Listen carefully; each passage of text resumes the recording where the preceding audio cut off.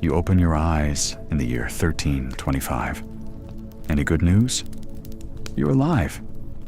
Any bad news? The fleas are, too. The freezing air cuts through to your bones, sending a shiver down your spine that even your thick wool clothes can't keep out.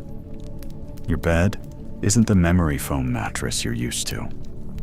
It's a pile of rotting straw, crawling with bugs and stinking of mold and animal dung. The ground beneath you is nothing but cold, damp earth, soaked through from countless rainy days, creating a permanent chill that creeps up your body. The darkness around you is absolute, not the comfortable darkness of your room, with the faint glow of electronics or the soft light filtering through the curtains. This is a primal darkness, broken only by the faintest glimpse of moonlight slipping through the cracks in your wooden shelter. As your eyes adjust, you start to make out shapes in the gloom. The outlines of your family members, all huddled together on the same pile of straw for warmth. There's no privacy here, no personal space, just bodies pressed against bodies in a desperate attempt to survive the night. The sounds are foreign too, not the soft hum of a refrigerator or the distant noise of passing cars. Instead, you hear the low moan of the wind as it finds every gap in your poorly built home, the occasional rustle of livestock in the adjacent pen, separated from your living space by nothing more than a rough wooden partition. Sometimes you hear a baby crying in a nearby cottage, or the rasping cough of an elderly villager who might not live to see next winter. You stretch and immediately regret it. Your body aches from yesterday's labor. Hours toiling in the fields with tools that were, at best, rudimentary, and at worst, back-breaking. Your hands are calloused and cracked, your joints swollen from the repetitive motions of harvesting crops or chopping wood. There's no hot shower waiting for you, no painkillers to ease the discomfort. This pain is your constant companion, a reminder that survival in this era demands every ounce of strength you have. Then there's the smell, your own unwashed body, the bucket of waste in the corner serving as a toilet, the animals just a few feet away, the smoke from last night's cooking fire that never fully escaped through the hole in the roof. There's no concept of freshness here. Everything carries the mustiness of perpetual dampness, the acridity of sweat and exhaustion, the earthy odor of dirt and animals living in close quarters. Hunger gnaws at your stomach, not the casual hunger of the 21st century, where a meal is just a delivery app away. This is a deep, painful emptiness, reminding you that food is never guaranteed. Yesterday's meal was a watery soup with some vegetables, and if you were lucky, a small piece of salted meat. Today might be the same, or worse, depending on the season and your family's fortune. You sit up slowly, feeling every muscle protest. There's no time to ease into the day, no morning routine of coffee and scrolling through the news. Dawn breaks, and with it comes the expectation of work. Every moment of daylight is precious in a world without reliable artificial lighting. Your day starts when the sun rises and ends long after it sets. Your evening hours spent by the dim light of a tallow candle or a rustic oil lamp. Luxuries many can't afford to burn for long. Outside your dwelling, the village is already stirring. Medieval life is communal out of necessity. You know every person in your small community, their strengths and weaknesses, their joys and sorrows. This intimacy brings both comfort and conflict. There's support in times of need, but also the weight of constant social scrutiny. There are no secrets here, no privacy, no concept of minding your own business. Your life is intertwined with everyone else's in a complex web of obligations, debts, and mutual aid. The feudal lord's castle rises on the hill, dominating the village. Its stone walls and slate roof stand in stark contrast to your humble dwelling. It represents both protection and oppression. The Lord offers security from outside threats, but demands so much in return: labor, crops, loyalty, deference. You aren't a slave, but you aren't free in any sense your modern mind would recognize. You are tied to this land, to this Lord, by birth and circumstance. As you brace yourself to face the day, you realize just how completely alien this world is from everything you know. The comforts you took for granted, clean water, abundant food, medical care, leisure time, are rare luxuries here. If anything, this is a world of scarcity, of relentless toil, of lives that are, in Hobbes' words, solitary, poor, nasty, brutish, and short. Welcome to the Middle Ages. You've been awake for only 5 minutes, and you already understand why you wouldn't last a day here. But the day has barely begun, and many more challenges await. As the faint morning light filters through the cracks in your hut's walls, you feel the need to empty your bladder. But there's no bathroom to go to, no toilet to flush, no soft toilet paper waiting for you. You get up and walk to the corner, where the waste bucket shared by the whole family sits. The smell is unbearable, but you're already partially numb to it after breathing the stale air all night. Your bowels are also protesting, but you'd rather wait to relieve yourself outside, away from the hut, as is the custom. Privacy? A nearly non-existent concept. For wealthier people in towns, there might be a privy, a small chamber with a wooden seat over a receptacle, or if they're very lucky, a cesspit. For peasants like you, there's only the communal bucket or a walk to the edge of the bushes. Once that first necessity of the day is taken care of, you think about washing. In your modern 21st century home, you'd turn on the tap and instantly have clean, clear water at a controlled temperature. Here, morning cleanliness is a rare luxury that few practice daily. Instead, you dip your hands into a basin of water collected from the communal well the day before. The water is icy and slightly cloudy. You splash a little on your face and the back of your neck, feeling a tremor run through your body. Full baths? Something that happens maybe once a month, if that. In winter, many go the entire season without a single bath. The church teaches that nudity and bodily vanity are sinful, and there are persistent rumors that water, especially hot water, opens the pores and lets diseases enter the body. Some doctors of the time even warn against frequent baths, claiming it weakens the body. You'd like to brush your teeth, but there's no minty toothpaste or soft, bristled toothbrush available. Some people use rough cloths and herbal mixtures to clean their teeth. Others chew on twigs from certain trees until they fray into a rudimentary brush.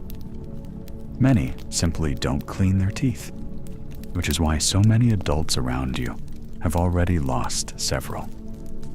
A sight that will become familiar as your medieval journey continues. No deodorant, no shampoo, no conditioner, no toothpaste, no toilet paper, no commercial soap, no running water. The list of absences is endless. The concept of cleanliness here is fundamentally different. The smell of sweat and dirt isn't an aberration. It's the natural smell of humanity.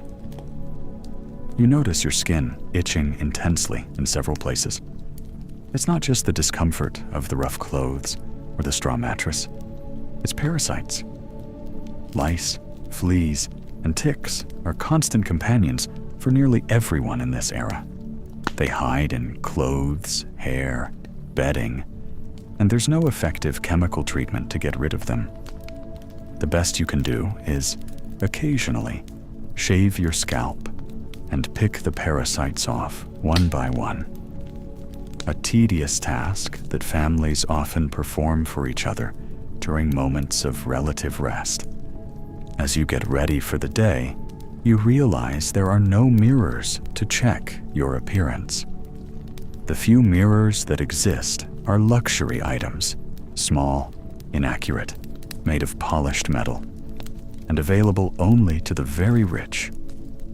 Most people live their entire lives without ever seeing a clear reflection of themselves, knowing their faces only through the eyes of others, and maybe the occasional distorted glimpse in still water. Now it's time to properly dress for the day. Your clothes hang on a hook on the wall, the same ones you wore yesterday, the day before, and will probably wear tomorrow. There are no closets full of options, no washing machines to keep everything clean and fresh. The average person in this time owns only 2 changes of clothes, one to wear, while the other is, perhaps, washed and dried. Many have only what they're wearing. Your clothes are made of rough wool or coarse linen, woven on hand looms and stitched by hand. There's no elastic, no zippers, no Velcro. Everything is tied, laced, or fastened with rudimentary buttons made of bone, wood, or for the better off, metal.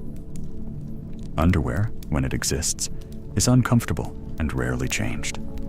Socks, when available, are often patched repeatedly until they're more patch than original sock. You put on your boots if you're lucky enough to own a pair. Many peasants work barefoot during the warmer months, saving their precious footwear for winter or special occasions, like trips to church. Boots are custom made by local craftsmen, expensive, and designed to last, not for comfort. No ergonomic insoles, no cushioning, just tough leather that might, over time, minimally mold to your feet. As you get ready, you notice small sores and rashes on your skin. Without antibiotics or modern treatments, minor infections are a part of daily life. Cuts, scrapes, and wounds take longer to heal and often leave scars. Skin conditions like eczema, psoriasis, or simple irritations from rough materials are treated with homemade ointments of variable effectiveness, often based more on superstition than medical science. You're ready to face the day, but you already miss the comfort of the modern bathroom, the hot shower, the refreshing toothpaste, the soft, clean clothes. In the 21st century, you might spend 30 minutes on your morning routine. Here, you've done far less in terms of hygiene, but you've already consumed precious hours of daylight meant for work. Now, with hunger in your stomach and still feeling uncomfortably dirty by modern standards, you prepare for the next challenge, the medieval breakfast, if you can even call it that. A medieval peasant's kitchen has nothing in common with your modern kitchen. There's no clear division between rooms. The food preparation area is often just a corner of the single room that makes up the entire house. At the center of the house, or perhaps set against a wall, is the hearth, the literal and figurative heart of the home. It's the only source of heat, the only means of cooking, and on dark nights, the main source of light. There's no hood to carry the smoke away. Instead, it's supposed to rise and exit through a hole in the roof. But the system is imperfect. The inside of the house is permanently hazed with a thin layer of soot that settles on every surface and in your lungs. The fire must be kept going, or at least the embers preserved. Starting a new fire without modern matches or lighters is a time-consuming and difficult task involving flint, char cloth, and patient blowing to turn a spark into a flame. You approach the area where your family prepares meals. There's no pantry full of food, no refrigerator humming softly in the corner. Food storage is a constant challenge in this era. Meat, when available, is salted, smoked, or dried for preservation. Grains are kept in wooden chests, always under threat of infestation by rats, insects, and mold. Vegetables might be pickled in vinegar or salt, or stored in cold cellars during winter. But the availability of fresh food is seasonal and precarious. Your breakfast won't be a varied buffet of options. There will be no coffee, tea, fresh orange juice, or smoothies. Most likely, you'll eat a thick slice of dark rye bread. Not that soft, fluffy bread you know, but a dense, heavy loaf, often hard. The bread's appearance is different too. Made with less refined grains, it's dark and coarse in texture, often with small impurities, like fragments of millstone or even insects mixed into the flour. Along with the bread, you might have some hard cheese produced within the community without refrigeration. Cheeses need to be aged and hardened to last, resulting in intense flavors that would shock a modern palate used to milder products. Ale, even in the morning, is a common drink, not for getting drunk, but because fermentation makes the water safer to drink than untreated water from the local well or river. If you're lucky, you might have some oatmeal or barley porridge slowly cooked over the fire overnight. No refined sugar to sweeten it. That's a rare and expensive luxury, reserved for the very rich. Honey, when available, is the main sweetener, but even it is used sparingly, as it's too valuable for daily consumption. Fresh fruit only when it's in season, and if it grows locally. No bananas or pineapples imported from other continents. No greenhouse cultivation in winter. The fruits available are apples, pears, plums, and various wild berries, all only during their brief natural harvest period. Animal protein is a luxury for most peasants. Red meat rarely appears on the table, except on special occasions or when a working animal needs to be slaughtered due to age or sickness. Pigs are more common in the peasant diet, as they can be fed on scraps and require less space than cattle. Chickens provide eggs, a valuable source of protein, before ending up in the pot when their laying slows down. Fish are important for communities near rivers or the sea, and as part of religious observances since the church prescribed meat-free days. But even fish is often eaten salted or smoked, not fresh, unless you live very close to the source. The diet is monotonous and repetitive, without the endless variety you're used to. There are no different ethnic cuisines each night, no exotic recipes from cookbooks. The same simple meals repeat day after day, with slight seasonal variations. The concept of balanced nutrition doesn't exist yet. Vitamins, minerals, proteins, and carbohydrates are unknown terms. People eat what's available and what they can afford, often leading to chronic nutritional deficiencies. Scurvy from vitamin C deficiency, beriberi from thiamine deficiency, rickets from vitamin D deficiency, and pellagra from niacin deficiency are common, though they don't have these names yet. Even drinking water is an uncertain luxury. Communal wells or local springs can be contaminated, especially in larger settlements where human and animal waste seeps into the ground. Water is rarely boiled before consumption, and modern filters are centuries away. Drinking untreated water often means risking debilitating or even fatal gastrointestinal illnesses. You finish your simple morning meal that provided calories but little sensory pleasure. There's no moment to savor a cup of coffee while checking the news on your phone. Instead, you're already thinking about the long work day ahead, a day full of strenuous physical tasks that will require every calorie you just consumed, and probably more. The medieval diet, especially for peasants, was about survival, not pleasure. Eating wasn't a pastime or a cultural experience, as it can be today. It was simply a basic necessity, met as efficiently as possible with limited resources. And as you brush the last crumbs from the rustic table, it's already time to head to the fields. The workday began at sunrise and won't end until long after sunset. Welcome to the next challenge of your medieval day, the relentless labor required just to survive. When you step out of your hut, you're greeted by the damp morning cold and the sight of other villagers also heading to the fields. There's no weekend waiting for you. In medieval life, the concept of regular days off simply doesn't exist as we know it.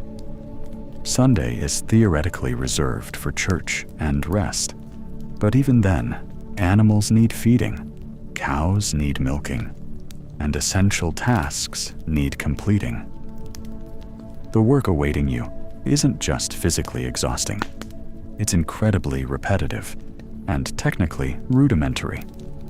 The tools at your disposal are primitive versions of those you might find in a history museum. A hoe with a rough wooden handle that raises blisters on your hands, even through calluses. A scythe for cutting grain that forces you to bend at a painful angle for hours. A plow pulled by oxen that requires constant strength to keep it on course. In your modern life, you're used to ergonomic workspaces, chairs with lumbar support, keyboards positioned at the right height to avoid wrist strain.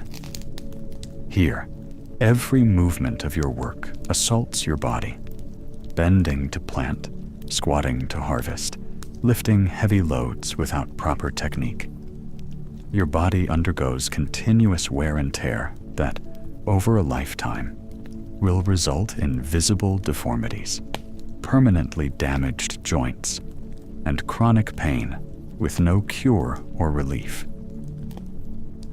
The pace of work is dictated by daylight and the seasons, not a time clock. During the summer months, you might work 16 hours or more, using every moment of natural light. In winter, the days are shorter, but that doesn't mean rest, just different tasks. Repairing tools and equipment, processing stored food, making necessary household items, cutting and hauling firewood. For a woman in the Middle Ages, the work is equally hard, though often different. Besides frequently helping in the fields during planting and harvest, there's endless domestic work. Grinding grain by hand into flour, a process that can take hours. Baking bread, which includes kneading heavy dough without electric mixers. Spinning wool or flax into thread, another hours-long task. Weaving thread into cloth on a hand loom. Sewing clothes by hand. Washing clothes. Scrubbing them on rough boards with homemade soap that barely removes stains. Cooking over an open fire with no precise temperature control, caring for children, the sick, and the elderly. The list goes on indefinitely. The concept of retirement is non-existent. People work as long as they are physically able, until age or disability stops them. When that happens, they depend entirely on family for support. There are no pensions, nursing homes, or social safety nets.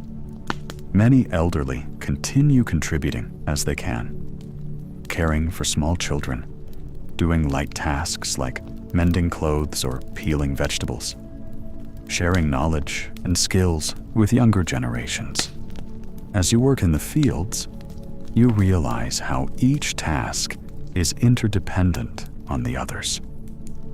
You aren't a specialist performing a single function repeatedly. You're a generalist who needs to understand the complete cycle of food production and essential goods. There's no assembly line or hyper-specialization.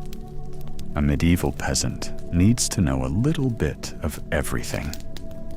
Farming, animal husbandry, basic carpentry, how to repair the house, food preservation, even rudimentary herbal medicine to treat common injuries and illnesses. Work isn't just physically demanding. It's mentally stressful in a way completely different from modern workplace stress. There's no worry about project deadlines or performance reviews, but a constant anxiety about basic survival. Will this year's harvest be enough? What if too much rain rots the grain in the field? What if pests destroy the crops? What if the animals get sick? What if winter lasts longer than expected and supplies run out before the next harvest? Every decision carries the weight of survival. Plant more of one grain as insurance, or risk focusing on a single, higher yield crop? Butcher an animal for immediate meat, or keep it alive for future breeding? Use precious seeds as food during scarcity, or save them for next season's planting, betting on survival until then. Sweat runs down your face as you work under the sun. There's no sunscreen to prevent burns, just rudimentary straw hats when available. Your skin is constantly exposed to the elements. Scorching sun in summer, biting winds in winter, rain and dampness that cause fungal infections and skin cracks. Injuries are frequent and rarely treated properly. A scythe cut can easily get infected without antibiotics. A fall from the barn loft can result in broken bones that, at best, are set by someone with practical experience, but no formal anatomical knowledge, and then left to heal on their own, often incorrectly. Hernias from excessive, heavy lifting are common and debilitating. Crush injuries from presses or mills can mean amputation without anesthesia and almost certain subsequent infection. Even the most basic protective equipment is absent. No ergonomic gloves, safety glasses, hearing protection against the deafening noise of mills, or masks to filter the dust from threshing, which over the years causes chronic respiratory diseases. As you work, you think about lunch. There will be no comfortable break in an air-conditioned cafeteria. Your lunch will probably be another piece of bread, maybe with some cheese or onion, eaten quickly in the shade of a tree, if you're lucky. There's no regulated lunch hour. You eat when you can, between tasks, often with hands dirty from work and no place to wash them properly. The water you drink during the day comes from a nearby stream, or was brought from home in a leather bag or wooden canteen. Lukewarm, unfiltered, often contaminated with microbes your modern immune system has never encountered and has little defense against. Around you, you see other peasants in similar conditions. Some look incredibly old, their faces weathered by the sun and bodies bent by constant labor. But when you ask, you find out they're only 40 years old, an age considered the prime of working life in your time. But here it marks someone as an elder.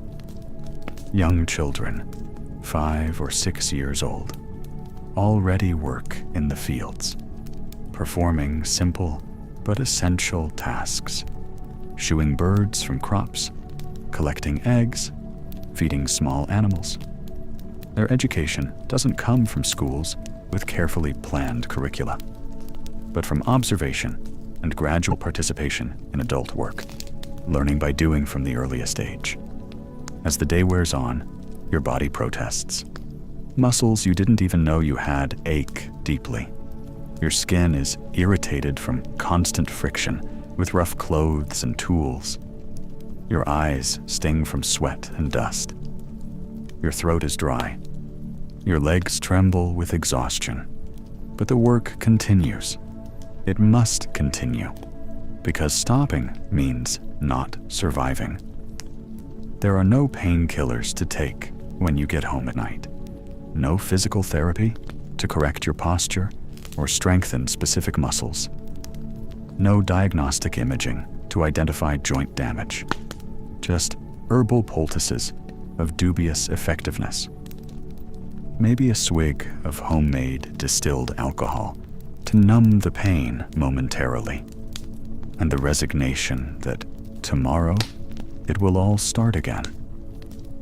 Hard, physical, relentless labor is the reality of medieval life. It's not a choice or something to be avoided. It's the very definition of existence. And you're only halfway through your first day in this strange and merciless world. As the day wears on and your body continues to protest against the incessant work, you feel a sharp pain in your abdomen. In your modern life, you'd take a painkiller and, if it persisted, schedule a doctor's appointment. Maybe you'd get blood work, an ultrasound, or even a CT scan to identify the exact cause. In the Middle Ages, your options are drastically different. The medieval conception of disease is fundamentally different from modern medical understanding. The theory of the four humors, inherited from the ancient Greeks and Romans, dominates medical thought. According to this theory, the body contains 4 essential fluids: blood, phlegm, yellow bile, and black bile. Health depends on their harmonious balance, and sickness results from imbalances. Your diagnosis wouldn't come from lab tests or detailed images of your insides. Instead, a medieval doctor, if you had access to one, which is unlikely for a common peasant, would mainly observe external signs: the color of your skin and tongue, the odor of your breath and excrement, the appearance of your urine, uroscopy, and maybe your pulse. For most rural people, there are no doctors available. Instead, you depend on the local wise woman, the itinerant barber surgeon who occasionally visits the village, the herbalist monk from a nearby monastery, or simply the folk knowledge passed down through generations. The treatments available would be, by modern standards, ineffective at best and actively harmful at worst.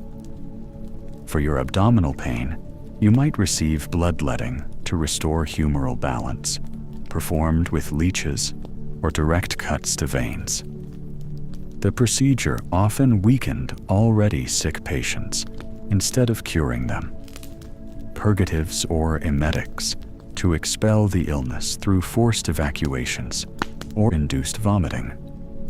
Again, often leaving patients dangerously dehydrated.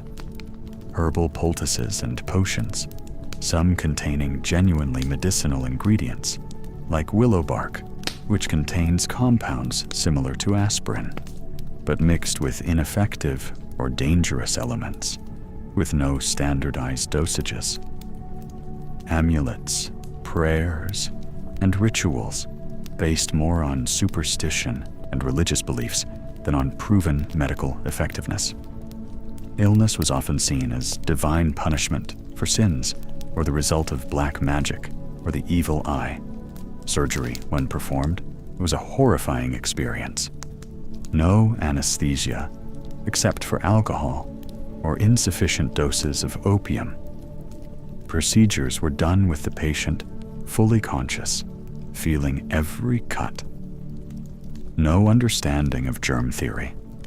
Instruments weren't sterilized, and surgeons often didn't wash their hands between patients or after handling corpses. Post-operative infections were virtually guaranteed. If your abdominal pain was appendicitis, a relatively simple surgical problem in the modern world would be almost certainly fatal in the Middle Ages. The same would hold true for strangulated hernias, intestinal obstructions, perforated ulcers, and countless other acute abdominal conditions. Chronic diseases would simply be a part of your life, with no hope of cure or effective treatment. Arthritis, tuberculosis, known as consumption, asthma, epilepsy, often seen as demonic possession, diabetes. All these conditions would run their natural course without effective intervention. Even conditions considered minor today could be serious or fatal. A tooth infection could spread to the brain. A small cut could lead to gangrene and death. Common diarrhea could cause fatal dehydration, especially in children and the elderly. A simple pneumonia was often a death sentence. Pregnancy and childbirth were periods of extreme danger for women. No prenatal care, no safe C-sections, no sterilized forceps, no understanding of the need for hygiene. During childbirth, many women died from hemorrhage, eclampsia, or puerperal fever, postpartum infection. Maternal mortality rates were terrifyingly high. Perhaps 1 in 10 pregnancies ended with the mother's death. Infant mortality was even more devastating, with estimates suggesting 30% or more of children didn't survive past the age of 5. For those living in towns, the situation was worse in many ways. Population density, combined with inadequate sanitation, created ideal conditions for the spread of disease. Water contaminated with human waste transmitted cholera, dysentery, and typhoid fever. Narrow streets and overcrowded houses facilitated respiratory diseases like tuberculosis.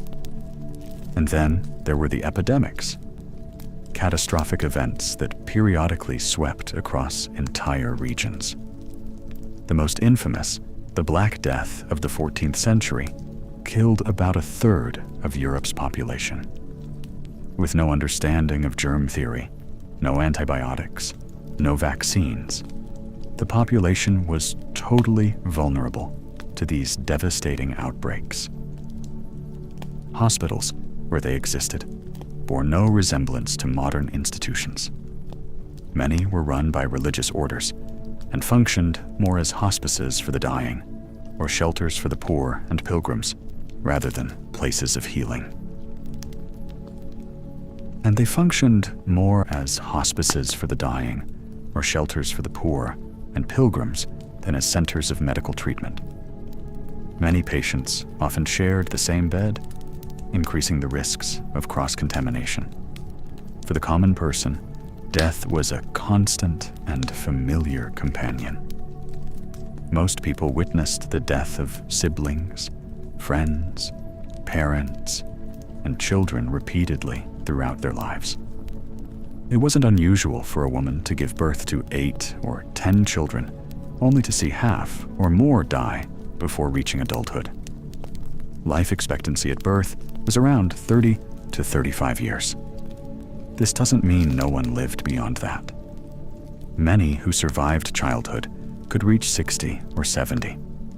But it reflects the high infant mortality and the many dangers that could cut a life short. As you endure your abdominal pain, which thankfully seems to be subsiding now, maybe just a cramp from the strange diet and stress, you realize how vulnerable you are in this world. A simple cold could turn into pneumonia. A small wound could become a fatal infection. A toothache could be the start of a deadly abscess.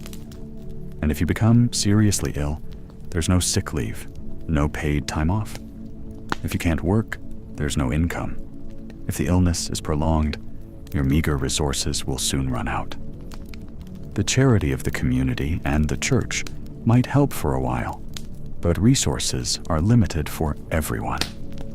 In the end, a prolonged illness often meant ruin, not just for the sick person, but for the entire family that depended on their labor. Medieval medicine wasn't just technically deficient by modern standards. It operated in a completely different paradigm, where empirical observation and controlled testing of theories weren't standard practices.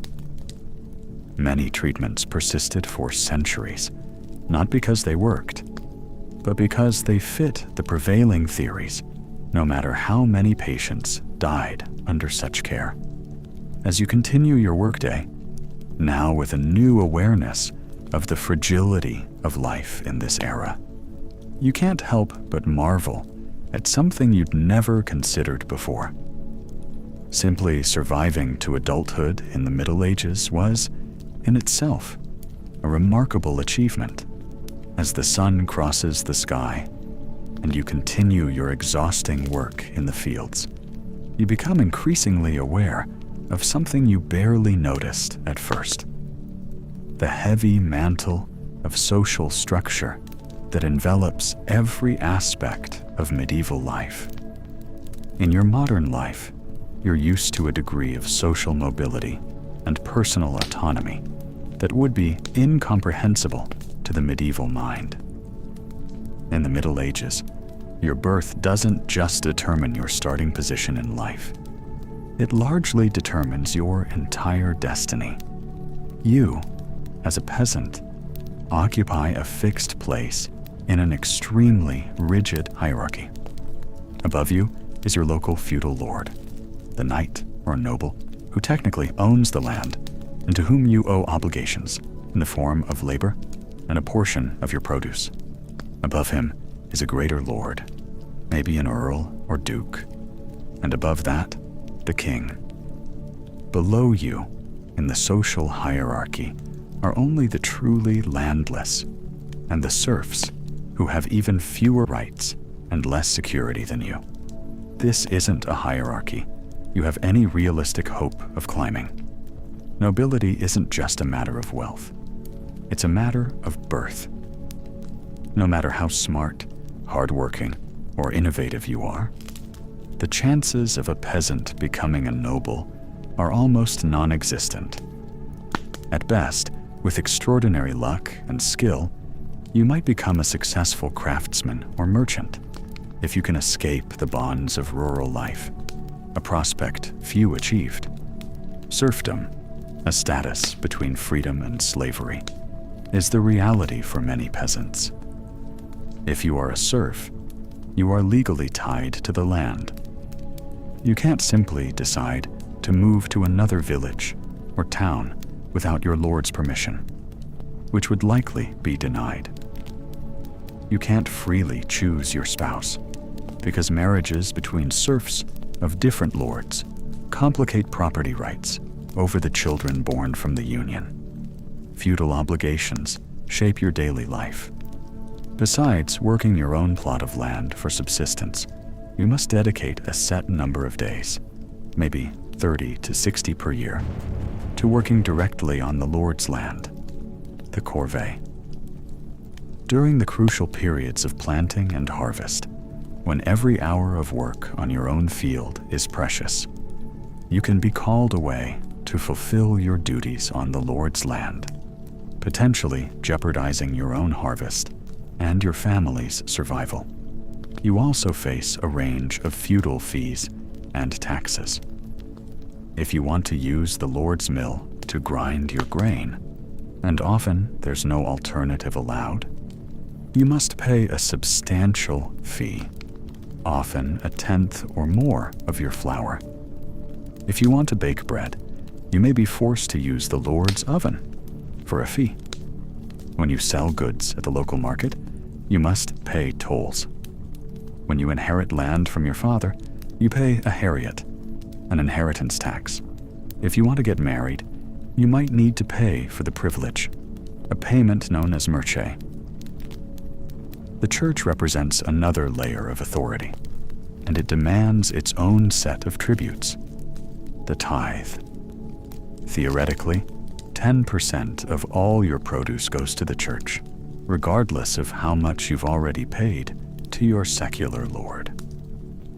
In some places and times, you might also pay first fruits, the first harvest or firstborn animal of the year, on top of the regular tithe.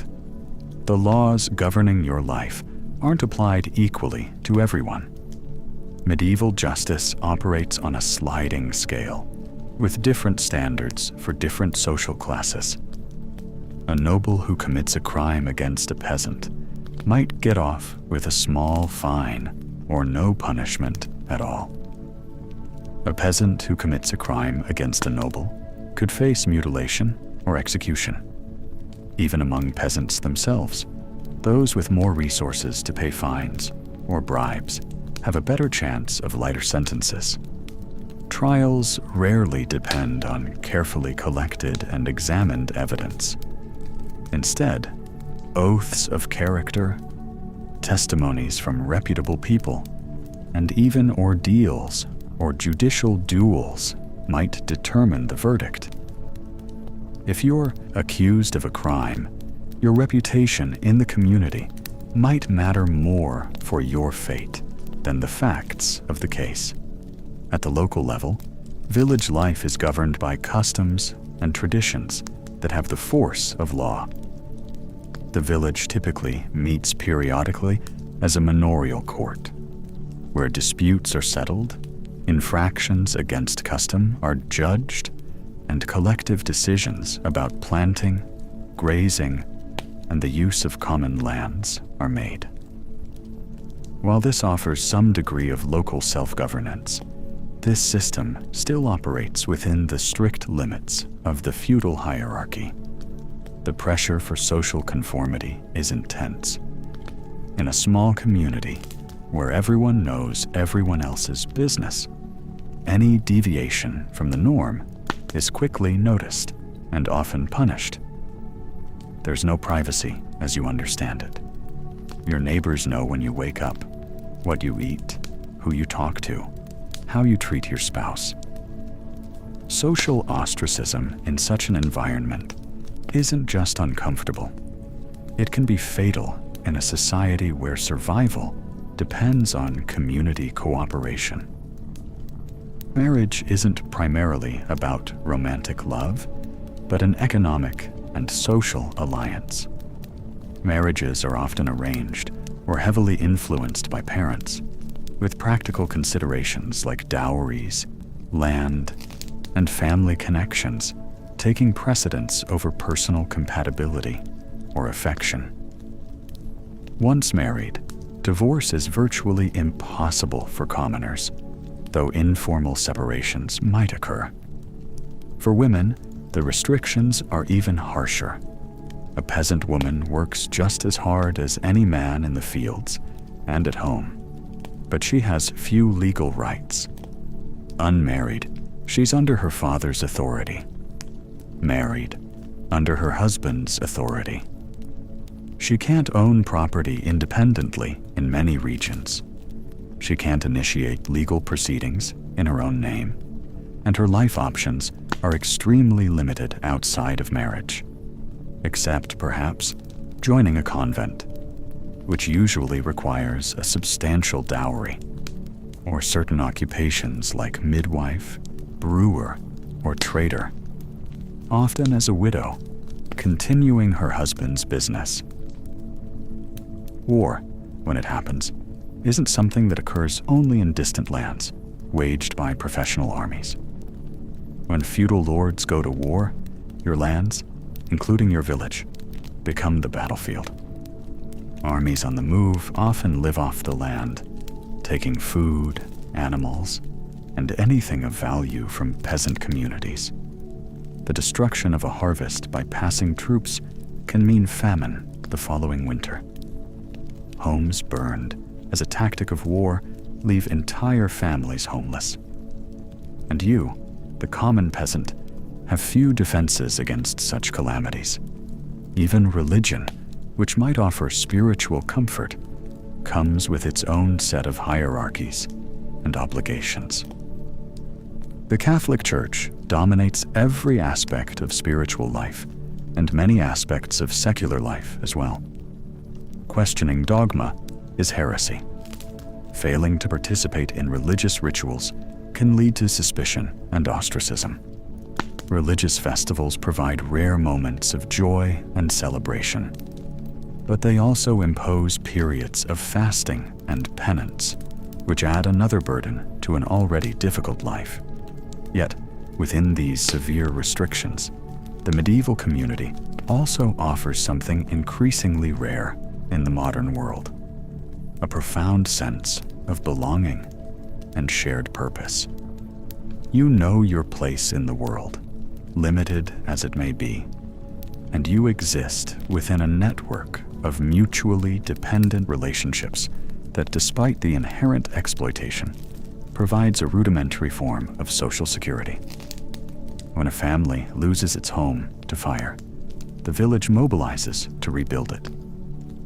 When someone is too sick to work, neighbors help ensure their land is tended. Celebrations, weddings, seasonal festivals, holy days are true communal efforts where everyone contributes and participates. The shared rhythm of life, synchronized with the seasons and the religious calendar, creates a sense of continuity and meaning. It's a world of brutally limited possibilities, but also of intense human connections. A world where you would never experience the anonymous loneliness of the modern city, but also would never know the freedom to reinvent yourself or choose your own path in life.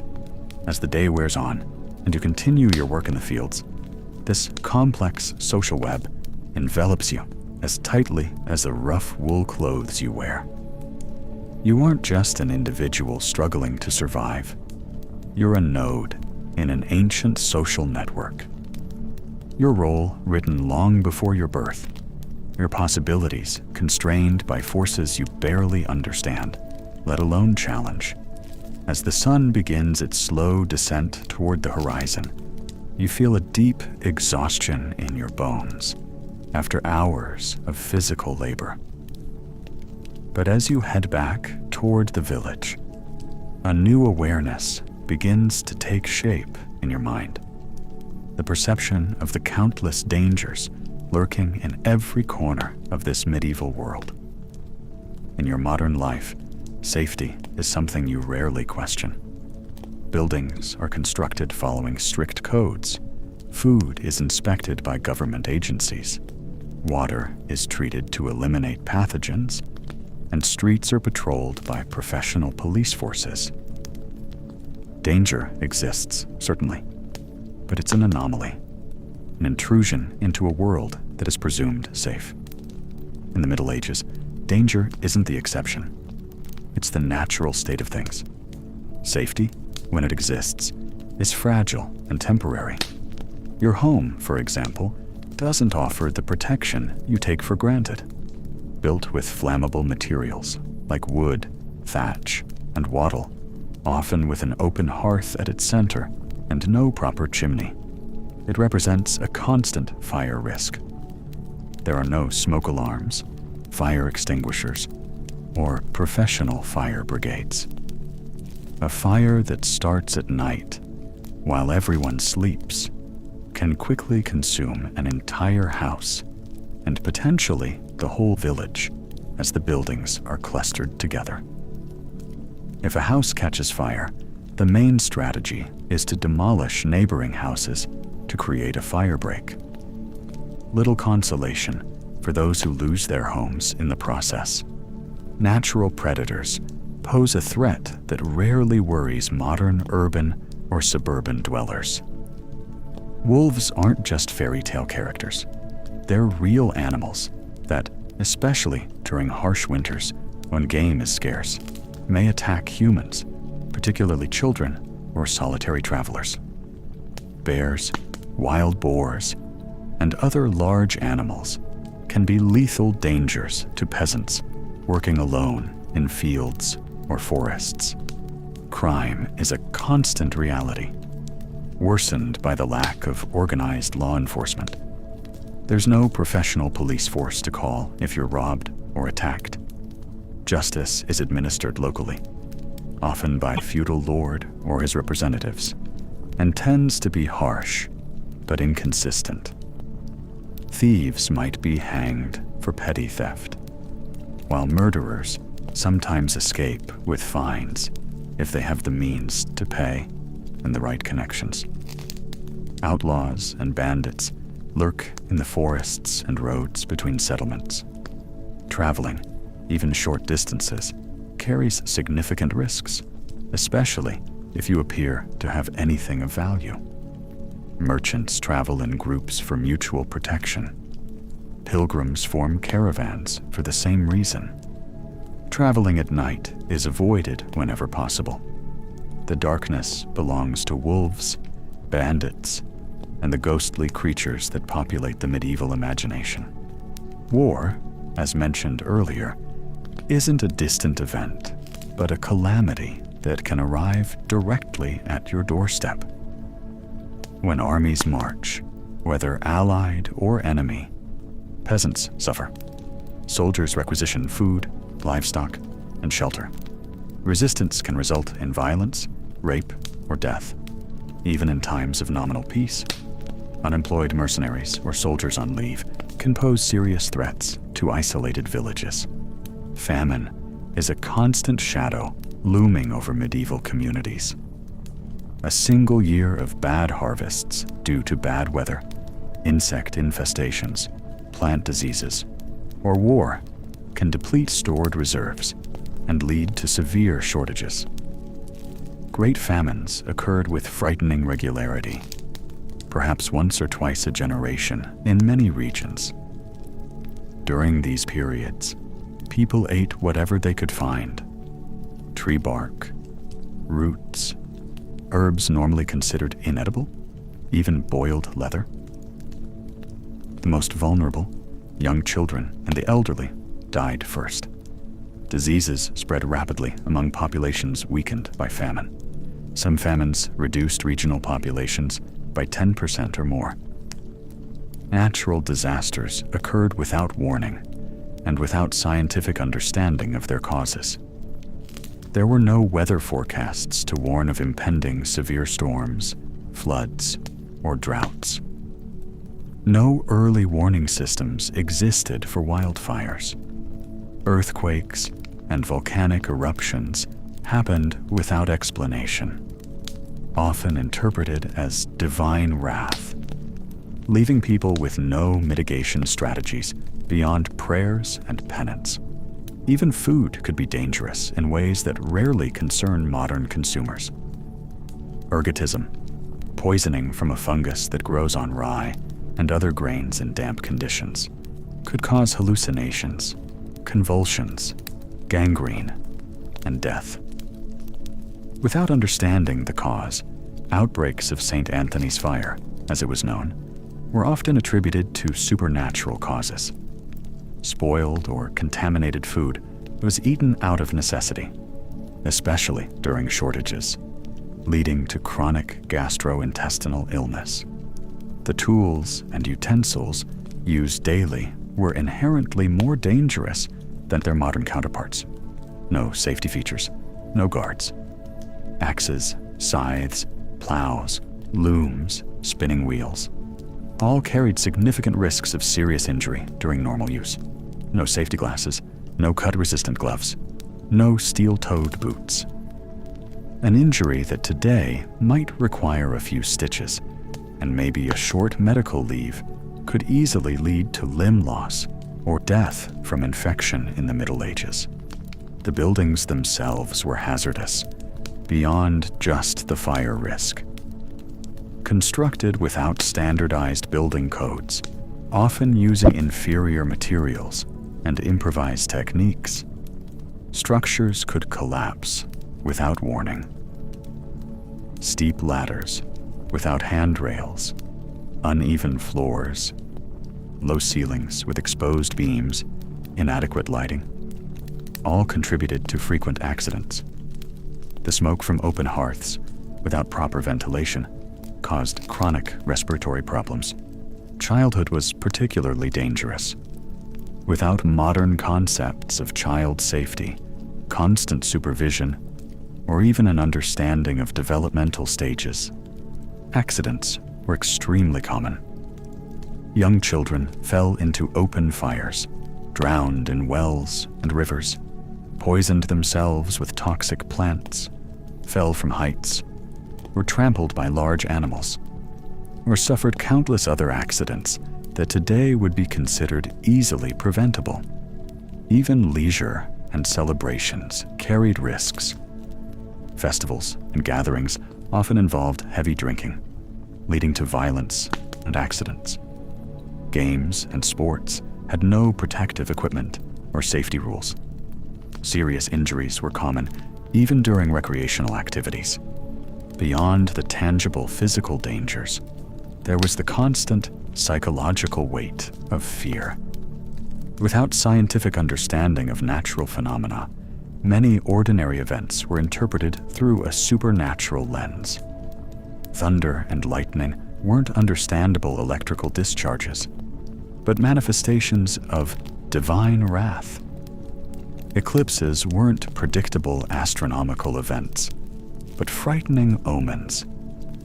Illness wasn't caused by identifiable microbes, but by evil miasmas, humoral imbalances, or divine punishment for sins. This constant sense of vulnerability produced a fundamentally different mindset from the presumed safety of modern life. People lived with a sharp awareness of life's fragility and the ever-present proximity of death. This wasn't an abstract anxiety, but a daily reality, visible in every funeral, every sick child, every harsh winter or meager harvest. And yet, amidst these constant dangers, life went on. People married, had children, celebrated festivals, told stories around the fire. They found joy and meaning even while living literally on the edge of the abyss. This resilience, this ability to create purposeful lives despite constant threats, is perhaps one of the most profound lessons we can draw from the medieval experience. As you head back to the village at dusk, every shadow seems to hide a potential threat. But you also notice how the other peasants, returning from the fields, talk and laugh together. How the children play, despite the dangers around them. How the smoke rising from chimneys signals homes where, against all odds, people have found ways to create refuges of relative safety and comfort in a relentlessly hostile world. Your first day in the medieval world is coming to an end. You're exhausted, dirty, sore, and hungry, but alive. And in this time and place, that alone is a remarkable achievement. When the sun sets completely and the shadows lengthen until they disappear into total darkness, you experience something you rarely, if ever, felt in your modern life. True, absolute, impenetrable darkness. In your 21st century world, complete darkness is practically impossible to find. Even in rural areas, there's always some ambient light. The distant glow of a city, streetlights along roads, the soft luminescence of electronic devices indoors. Starlight amplified by light pollution reflected in the atmosphere. Here, when the sun sets and the moon hasn't yet risen, the darkness is a tangible entity, almost a physical element that swallows the world. It's a darkness so deep you can't see your own hand inches from your face. It's a darkness that transforms the familiar contours of the village into a disorienting maze. It's a darkness that awakens primitive fears buried deep in the human subconscious. Inside your one-room house, the only light comes from the central hearth. Or in wealthier homes, from tallow candles or oil lamps. These light sources are precarious, expensive, and dangerous. A good quality candle can cost the equivalent of a full day's wages. Oil for lamps is similarly expensive. As a result, most families ration these items, lighting them only when absolutely necessary, and for the shortest time possible. The light produced by these sources is weak and flickering. A tallow candle emits roughly 1/100th the light of a modern 60-watt incandescent bulb. It sways and dances with every draft, creating shifting shadows that seem alive. The light's reach is small, maybe illuminating a radius of a few feet, leaving corners and distant areas in deep gloom. The fire in the hearth provides more light, but it's also inconsistent, changing intensity as the wood burns unevenly. The smoke that doesn't escape properly through the hole in the roof fills the air, irritating eyes and lungs, further obscuring the already limited vision. In this deficient light, evening activities are severely restricted. Tasks requiring visual precision, like sewing, reading, for the few who can read, or detailed handiwork, are extremely difficult or impossible after sunset. Instead, the dark hours are filled with tasks that can be done by touch or with minimal vision. Spinning wool, chopping wood, talking, telling stories, rocking children to sleep. The rhythm of medieval life is synchronized with the sun in a way that modern society, with its artificial lighting, has long forgotten. People generally go to bed much earlier than you're used to, perhaps 1 or 2 hours after sunset, especially in winter, when nights are long. They also wake at dawn, or even before, maximizing the available daylight hours. Medieval sleep is fundamentally different from yours. You're used to a consolidated block of 8 hours, more or less, of uninterrupted sleep. Historical evidence suggests that many pre-industrial people practiced what historians call biphasic sleep. 2 distinct sleep periods, separated by an hour or 2 of wakefulness in the middle of the night. During this nighttime waking, people would pray, meditate, talk softly with bedmates, or simply contemplate the darkness. The very act of sleeping is radically different from your modern routine. No brushing teeth with minty toothpaste. No relaxing hot shower. No reading under a convenient bedside lamp. No last check of social media. Instead, you simply remove some of your outer layers. Many people sleep in the same clothes they wear during the day, or in a simple nightshirt. You say your evening prayers and lie down on the same pile of straw where you woke this morning. You don't sleep alone. Privacy in sleep is a modern luxury. The whole family, parents, children, maybe grandparents, sometimes even servants or apprentices, shares the same sleeping space, often the same bed, which is more of a designated area on the floor or a raised platform than an individual piece of furniture. In wealthier homes, there might be curtains for some visual separation, but acoustic privacy is practically non-existent. The mattress, as mentioned before, bears no resemblance to modern ergonomic comfort. It's a sack of rough cloth stuffed with straw, hay, dried leaves, or for the more fortunate, wool or feathers. Without regular replacement, this filling compacts, rots, and becomes a haven for insects and other parasites. The pillow, if it exists, is equally primitive. Perhaps a wooden stump partially wrapped in cloth, or another small sack of straw. Blankets are scarce, maybe one heavy wool blanket shared among several family members. On cold nights, people sleep fully dressed, sometimes including hats to keep their heads warm. Domestic animals might be invited into the sleeping space for their body heat. Cats, dogs, even larger animals, like pigs, during extremely cold spells.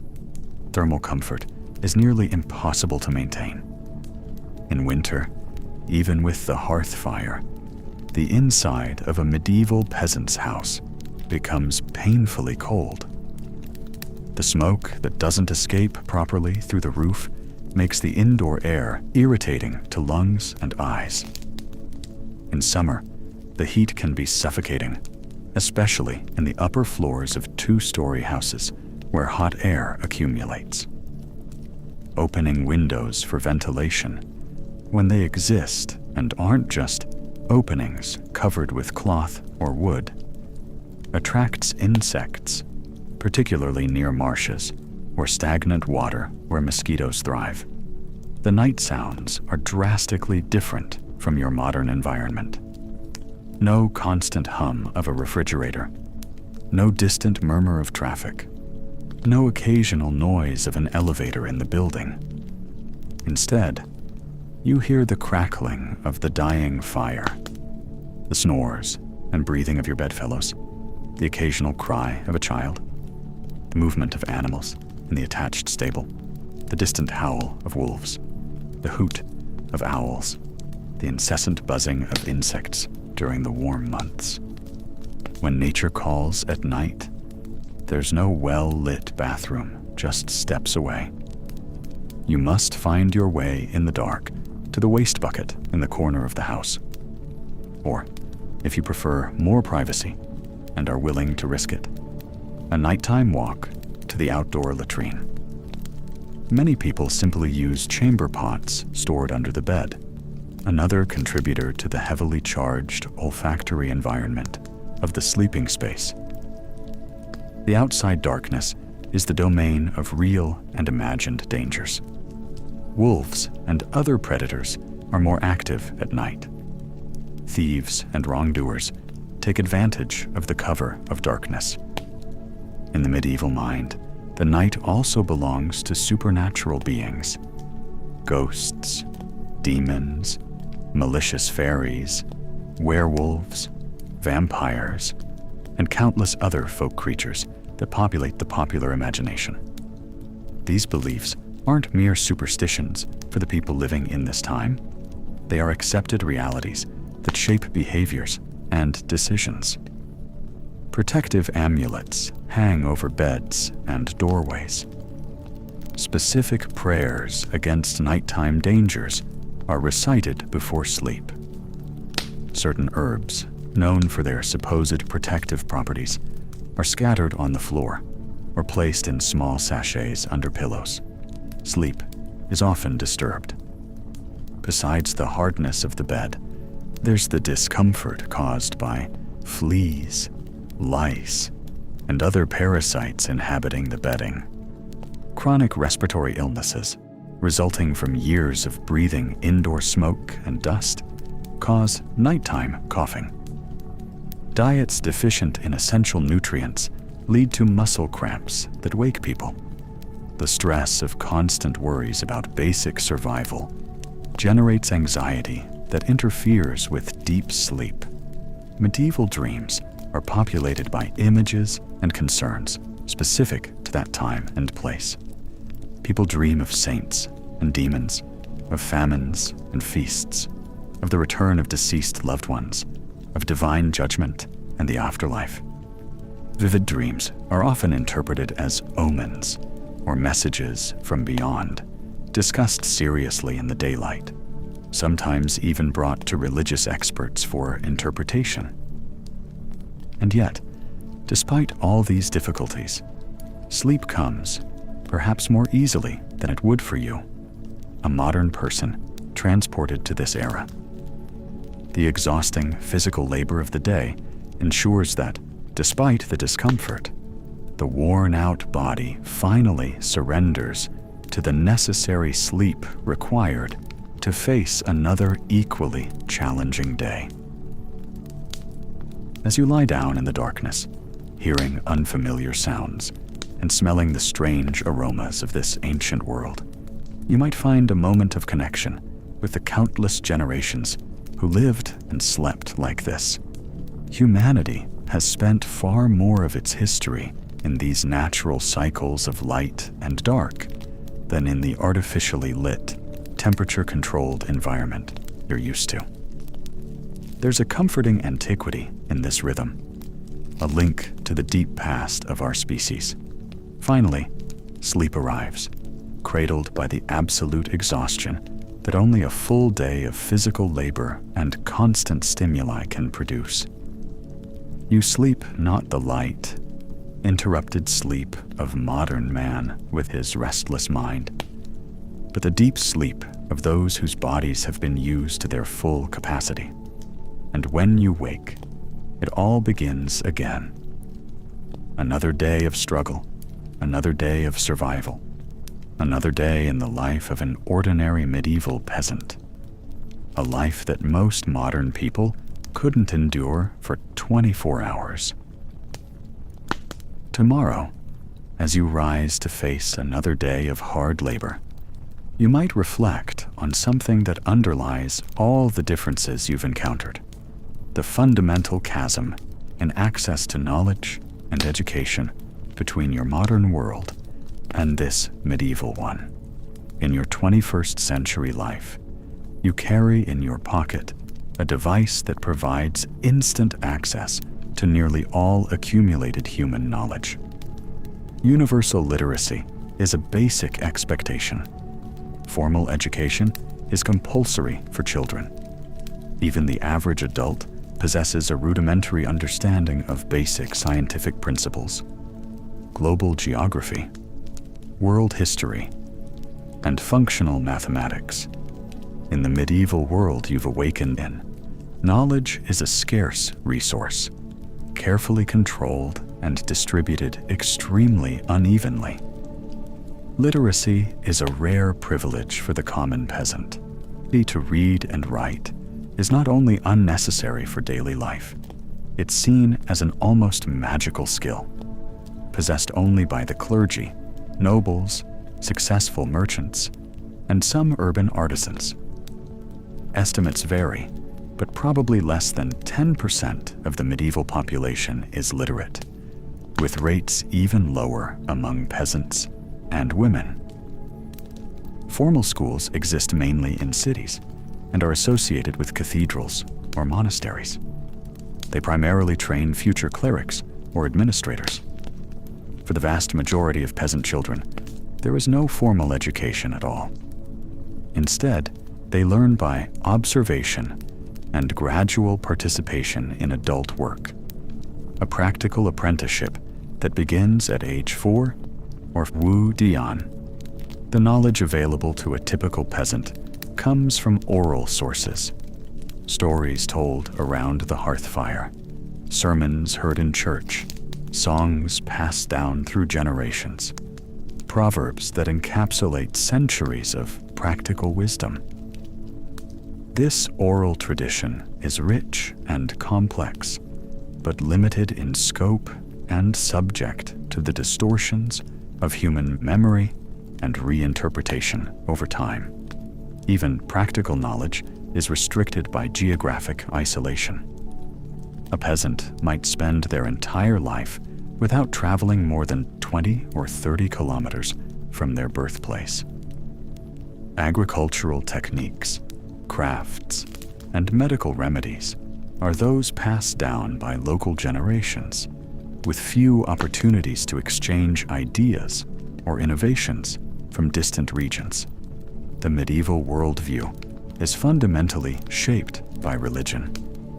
The Catholic Church is the great intellectual unifier, providing an explanatory framework for everything from natural phenomena to historical events and human behavior.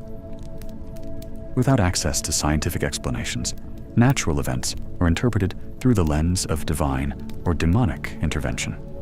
Storms, droughts, eclipses, illnesses, all are seen as manifestations of God's will, or attacks by malevolent forces. The religious calendar structures the knowledge of time. People don't think in terms of October 15th, but rather the third day after the feast of St. Francis, or 2 weeks before Lent. The year is marked not by numbered months, but by religious festivals and agricultural milestones. Daily time is measured by church bells and the sun's position, not by precise clocks. Geography, for most people, is extremely limited. Maps are rare, inaccurate, and often mix real geography with mythological or religious elements. For the average peasant, knowledge of the world extends perhaps to the nearest market town or the regional monastery. Foreign lands are known only through stories told by pilgrims or itinerant merchants. Stories that frequently blend fact and fantasy in proportions impossible to separate without other reference points. Medical knowledge, as discussed earlier, is a mixture of practical observation, tradition, superstition, and humoral theory derived from ancient texts. Without microscopes to see pathogens, without knowledge of blood circulation or organ function, without understanding genetics or biochemistry, illnesses are explained by humoral imbalances, miasmas, foul vapors, divine punishment, or witchcraft. Medieval astronomy recognizes the patterns of celestial movements through centuries of careful observation, but interprets these movements within a geocentric model of the universe, with the Earth motionless at the center and all celestial bodies revolving around it in crystalline spheres. Comets and meteors are seen as omens, not as comprehensible natural phenomena. The mathematics available to common people is rudimentary and practical, sufficient for basic trade transactions. But little beyond that. Most people don't understand negative numbers or complex fractions. Calculations are done using abacuses, counting boards, or simply manipulating physical objects to represent quantities. History, for medieval people, is a mixture of documented facts, legends, and religious narratives. The distinction between myth and recorded history is often blurred. Real historical figures can be mythologized, while legendary characters are treated as historical. Chronology is approximate and compressed or expanded in ways modern standards would consider grossly inaccurate. This limited access to knowledge fundamentally shapes how you, a 21st century transplant, and a native 14th century inhabitant experience the same reality. Where you see natural causes, they see divine intervention. Where you recognize coincidence, they perceive meaning and omens. Where you seek evidence-based explanations, they appeal to authority and tradition. The subjective experience of the world is profoundly altered by this different substrate of knowledge. A storm isn't just a comprehensible weather event. It's an act of God requiring moral interpretation.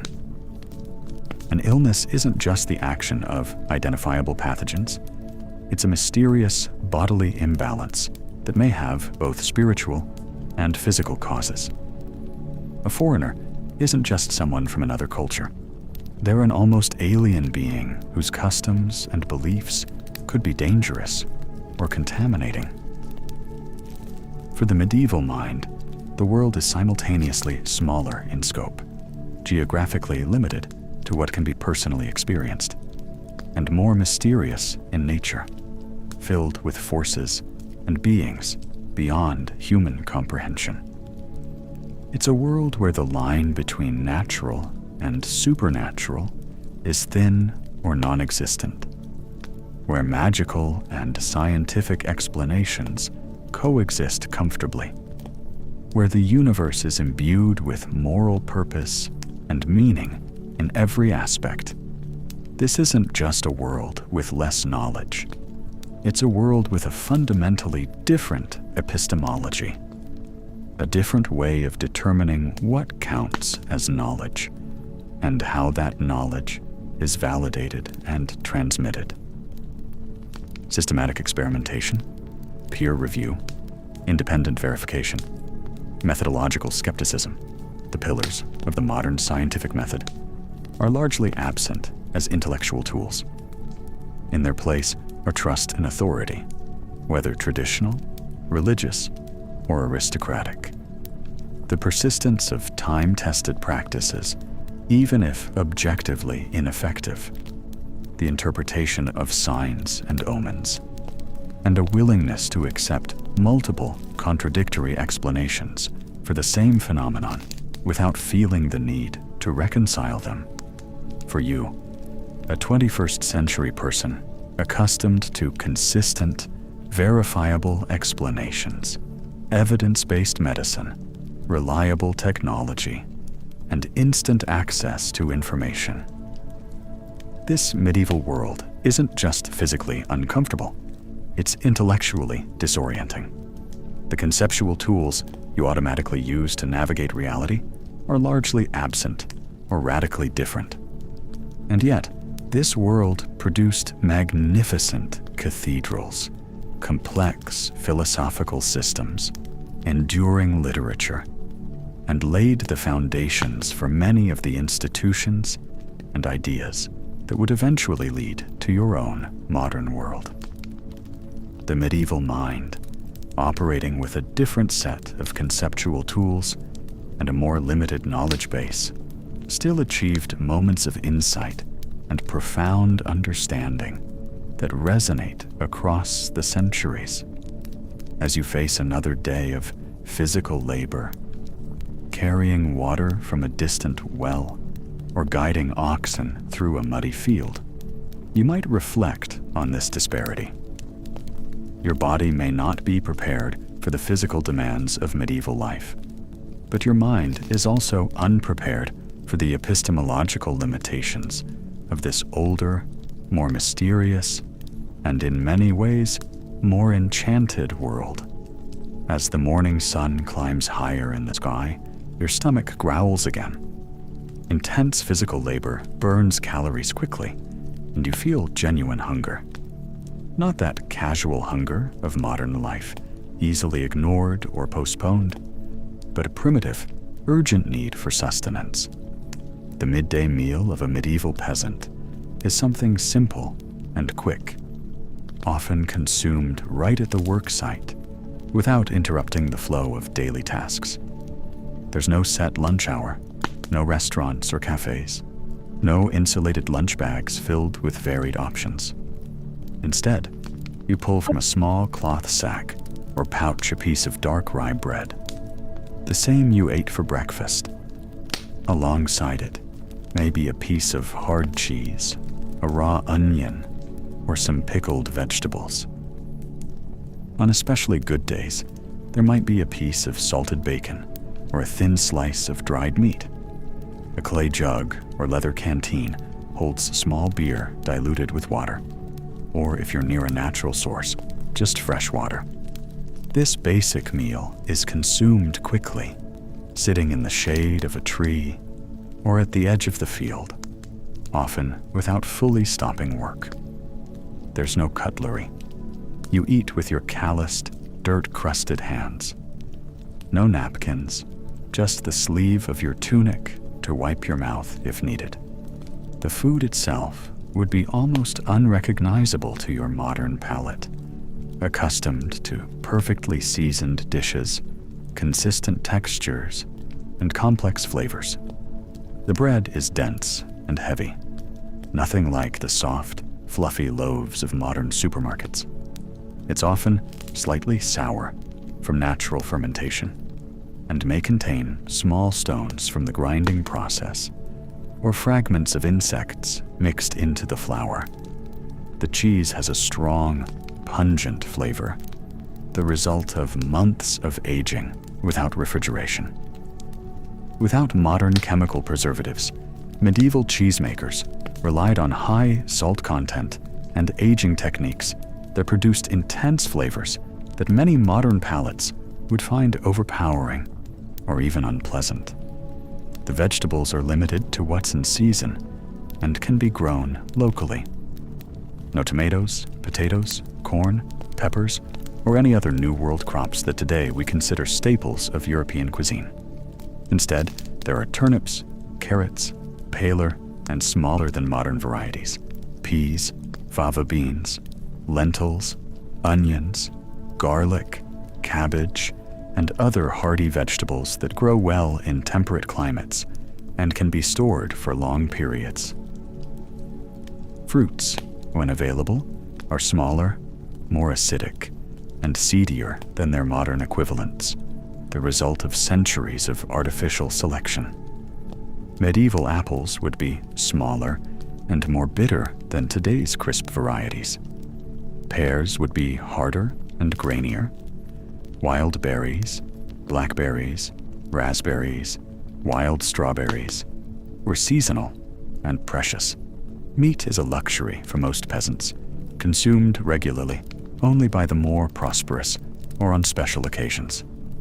When available, it's often salted, smoked, or dried for preservation, resulting in tough textures and extremely salty flavors. Fresh cuts are rare and reserved for feasts, celebrations, or the tables of nobles. Peasants typically eat the less desirable parts of animals, organs, feet, heads, while the best cuts go to those higher in the social hierarchy. Animal fat, lard, bacon fat, butter is highly valued, both for its flavor and its caloric content. In a world where daily energy expenditure is immense and hunger always lurks, calorie-dense foods are exactly what the body needs, not something to be avoided as in modern health-conscious diets. The common spices in your modern kitchen, black pepper, cinnamon, nutmeg, cloves, are expensive luxuries imported from distant lands, rarely seen on peasant tables. Instead, flavors come from local herbs, parsley, sage, thyme, rosemary, dill, mint, garlic. Salt is the primary seasoning, valuable enough to be used sparingly, despite being essential for food preservation. Refined sugar is practically unknown to common people. Honey is the main sweetener, but it's expensive and used sparingly. Most peasants simply become accustomed to naturally bitter or sour flavors without sweeteners. Alcoholic drinks, ale, mead, cider, and in wine-producing regions, wine, are important not just as intoxicants, but as essential sources of nutrition and safe hydration. Medieval ale is less carbonated and cloudier than modern varieties, often with lower alcohol content, a more malty flavor, and a thicker consistency. It's consumed at every meal by men, women, and even children, providing calories, B vitamins, and most importantly, safer hydration than untreated water. Supper, the evening meal after the workday, might be the only hot meal of the day for many. It's usually a soup or stew, a single pot where available ingredients are cooked together to maximize flavor and simplify preparation.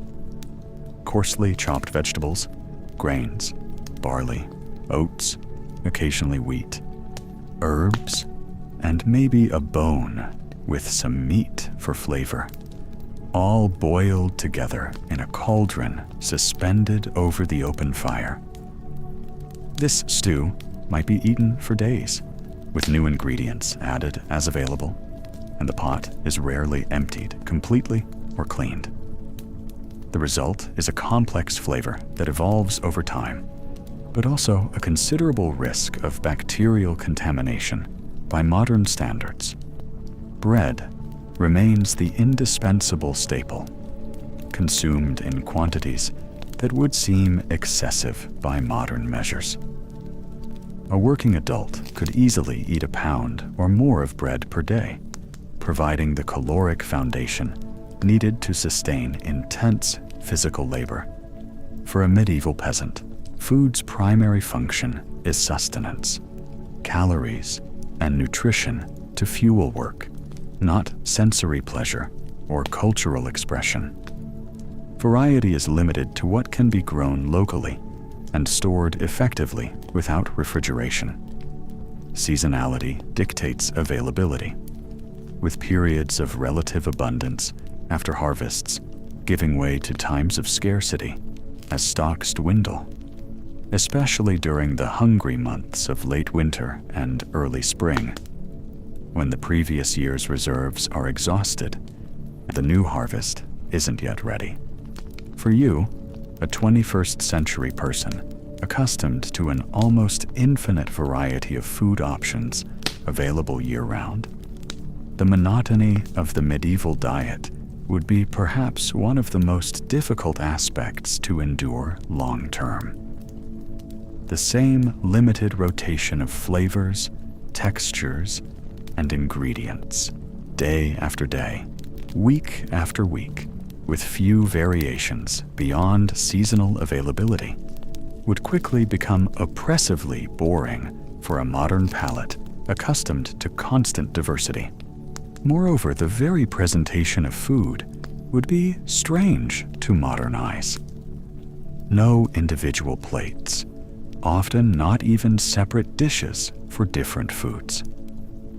A flat piece of stale bread, called a trencher, often serves as a plate, absorbing sauces and juices before being eaten, or if too hard to be palatable, given to animals or the poor. Forks are practically unknown. People eat with spoons, knives they carry with them, and primarily with their fingers. Table manners focus on sharing fairly, not wasting anything, and showing respect for food as a gift from God that should not be taken for granted. Even kitchen utensils are drastically different. No stoves with controlled temperatures, ovens with precise settings, food processors, or blenders. Food is prepared in or over an open fire, demanding constant attention and manual adjustment. Temperature is judged by experience and touch, not by thermometers. Cooking times are estimated by the sun, or by simple devices like hourglasses, not by precise timers. Refrigeration is practically non-existent. Beyond cool cellars or deep wells where perishables can be stored briefly, or mountainous areas where snow and ice might occasionally be used for short-term preservation. Preservation relies mainly on techniques like salting, smoking, fermenting, drying, or confit in fat. Food safety is a radically different concept. Without understanding germs or microscopic contamination, people judge food safety primarily by obvious sensory characteristics: smell, appearance, taste. The result is that food poisoning is a common occurrence, especially in times of scarcity when people are forced to eat food they would normally reject. Food waste is minimized to a degree that would surprise modern sensibilities. Practically every part of animals is used, from the meat to organs, blood, marrow, hides, and bones. Scraps go to animals or become compost. stale bread is softened in liquids or turned into puddings and porridges. Even water used to wash utensils might be reused to water plants or given to animals. Fasts and abstinence prescribed by the Church add another layer of restriction to the already limited medieval diet. During Lent, the 40 days before Easter, and on many other dates in the religious calendar, meat, dairy, and sometimes eggs are forbidden. These periods can total a third of the year or more. For the rich, these fasts mean elaborate meals of fish and seafood. For the poor, they mean even greater restrictions on an already insufficient diet. For the medieval peasant, food is never taken for granted. Every meal is the product of hard work, whether in farming, gathering, hunting, or preservation.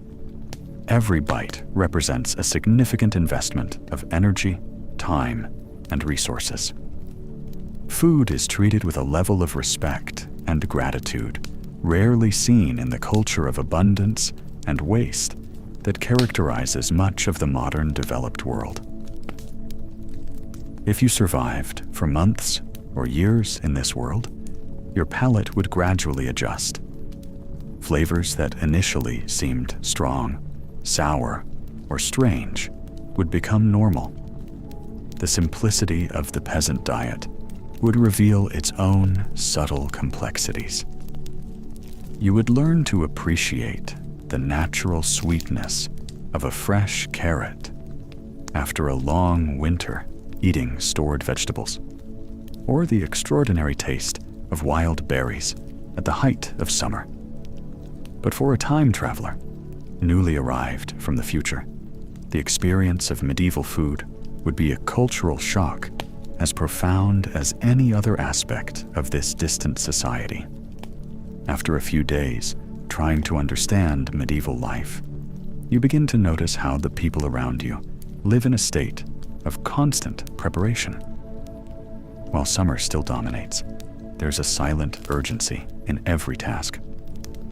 Why is everyone so anxious when the weather is pleasant? You wonder.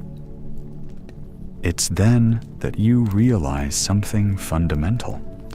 In medieval life, each season is a distinct struggle, a different predator lying in wait. Summer, which for you represents vacation and fun, is for them a race against time. The long days don't mean more leisure hours, but more hours of exhausting labor under the scorching sun. Without sunscreen, adequate hats, or sunglasses, the peasant's skin is permanently tanned, wrinkled, and prematurely aged. Sweat flows continuously, soaking the rough wool clothes that can't be changed frequently. Constant perspiration, combined with lack of deodorant and regular baths, create a pungent body odor that permeates the entire community. The heat brings another invisible enemy: dehydration. No bottles of purified water or electrolyte sports drinks. Thirst is quenched with water from wells, springs, or streams, often contaminated with parasites and bacteria.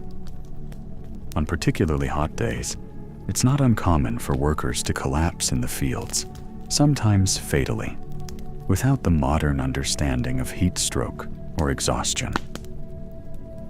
Animal fat, lard, bacon fat, butter, is highly valued both for its flavor and its caloric content.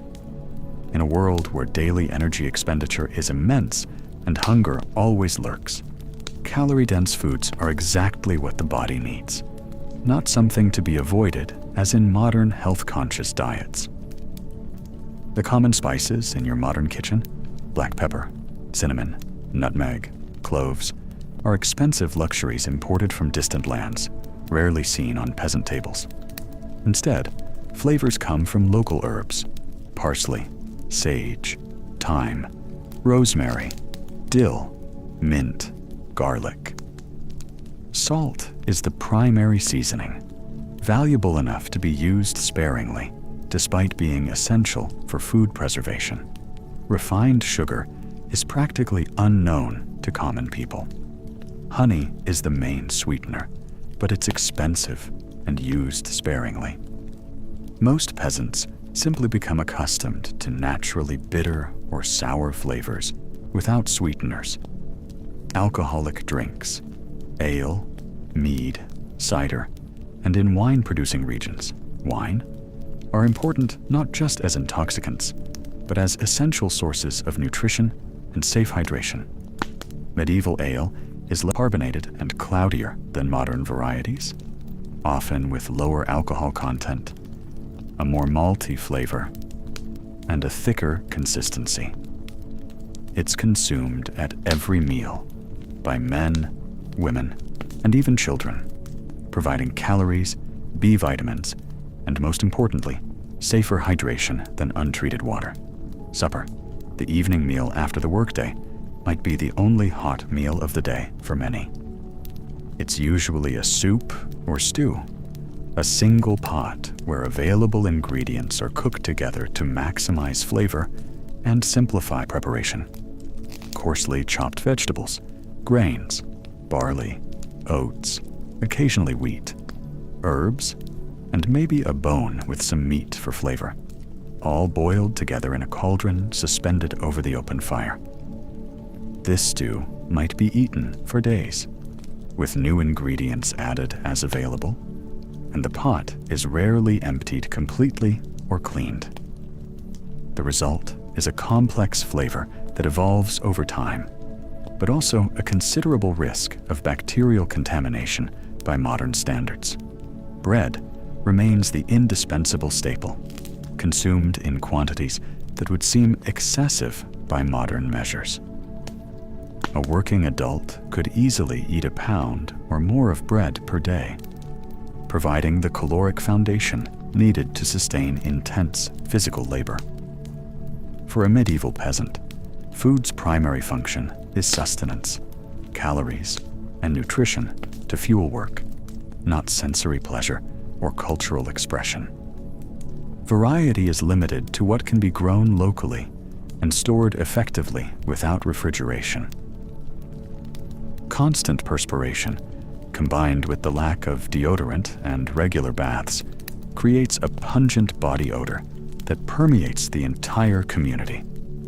The heat brings another invisible enemy: dehydration. No bottles of purified water or electrolyte sports drinks. Thirst is quenched with water from wells, springs, or streams, often contaminated with parasites and bacteria. On particularly hot days, it's not uncommon for workers to collapse in the fields, sometimes fatally, without the modern understanding of heat stroke or exhaustion. Insects thrive in the summer heat. Clouds of mosquitoes attack at dusk, with no repellent to keep them at bay.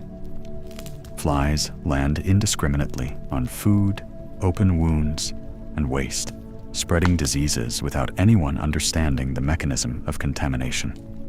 Fleas, ticks, and lice multiply in clothing, hair, and straw bedding, causing constant itching and transmitting diseases like typhus and plague. Summer also brings drought. Weeks without rain turn fields to dust and dangerously lower water levels in wells. Crops wither, animals weaken, and the threat of famine in winter grows with each rainless day. No modern irrigation systems, no weather forecasts to plan ahead. Just desperate prayers and ancient rituals in the hope of attracting saving rain. But when autumn arrives, anxiety reaches new heights. The harvest must be completed before the first frosts, every precious grain stored properly, or famine becomes inevitable in the coming months. Every member of the community is mobilized, from children to the elderly. Entire days are spent cutting grain with scythes, with no mechanical harvesters, binding sheaves, carrying them to the threshing floor, separating grain from chaff using purely manual methods. and then storing them in barns vulnerable to rats, moisture, and mold. Autumn is also when animals that cannot be fed through the winter are slaughtered. The air fills with the smell of blood as pigs, sheep, and cattle are transformed into meat that must be preserved. Seasonality dictates availability, with periods of relative abundance after the harvest giving way to times of scarcity as stocks dwindle, especially during the hungry months of late winter and early spring, when the previous year's reserves are exhausted and the new harvest isn't yet ready. For you, a 21st century person accustomed to an almost infinite variety of food options available year-round, the monotony of the medieval diet would be perhaps one of the most difficult aspects to endure long-term. The same limited rotation of flavors, textures, and ingredients, day after day, week after week, with few variations beyond seasonal availability, would quickly become oppressively boring for a modern palate accustomed to constant diversity. Moreover, the very presentation of food would be strange to modern eyes. No individual plates, often not even separate dishes for different foods. A flat piece of stale bread, called a trencher, often serves as a plate, absorbing sauces and juices before being eaten, or if too hard to be palatable, given to animals or the poor. Forks are practically unknown. People eat with spoons, knives they carry with them, and primarily with their fingers. Table manners focus on sharing fairly, not wasting anything, and showing respect for food as a gift from God that should not be taken for granted. Even kitchen utensils are drastically different. No stoves with controlled temperatures, ovens with precise settings, food processors, or blenders. Food is prepared in or over an open fire, demanding constant attention and manual adjustment. Temperature is judged by experience and touch, not by thermometers. Cooking times are estimated by the sun, or by simple devices like hourglasses, not by precise timers. Refrigeration is practically non-existent, beyond cool cellars or deep wells where perishables can be stored briefly, or mountainous areas where snow and ice might occasionally be used for short-term preservation. Preservation relies mainly on techniques like salting, smoking, fermenting, drying, or confit in fat. Food safety is a radically different concept. Without understanding germs or microscopic contamination, people judge food safety primarily by obvious sensory characteristics: smell, appearance, taste. The result is that food poisoning is a common occurrence, especially in times of scarcity, when people are forced to eat food they would normally reject. Food waste is minimized to a degree that would surprise modern sensibilities. Practically every part of animals is used, from the meat to organs, blood, marrow, hides, and bones. Scraps go to animals or become compost. Stale bread is softened in liquids or turned into puddings and porridges. Even water used to wash utensils might be reused to water plants or given to animals. Fasts and abstinence prescribed by the church add another layer of restriction to the already limited medieval diet. During Lent, the 40 days before Easter, and on many other dates in the religious calendar, meat, dairy, and sometimes eggs are forbidden. These periods can total a third of the year or more. For the rich, these fasts mean elaborate meals of fish and seafood. For the poor, they mean even greater restrictions on an already insufficient diet. For the medieval peasant, food is never taken for granted. Every meal is the product of hard work, whether in farming, gathering, hunting, or preservation.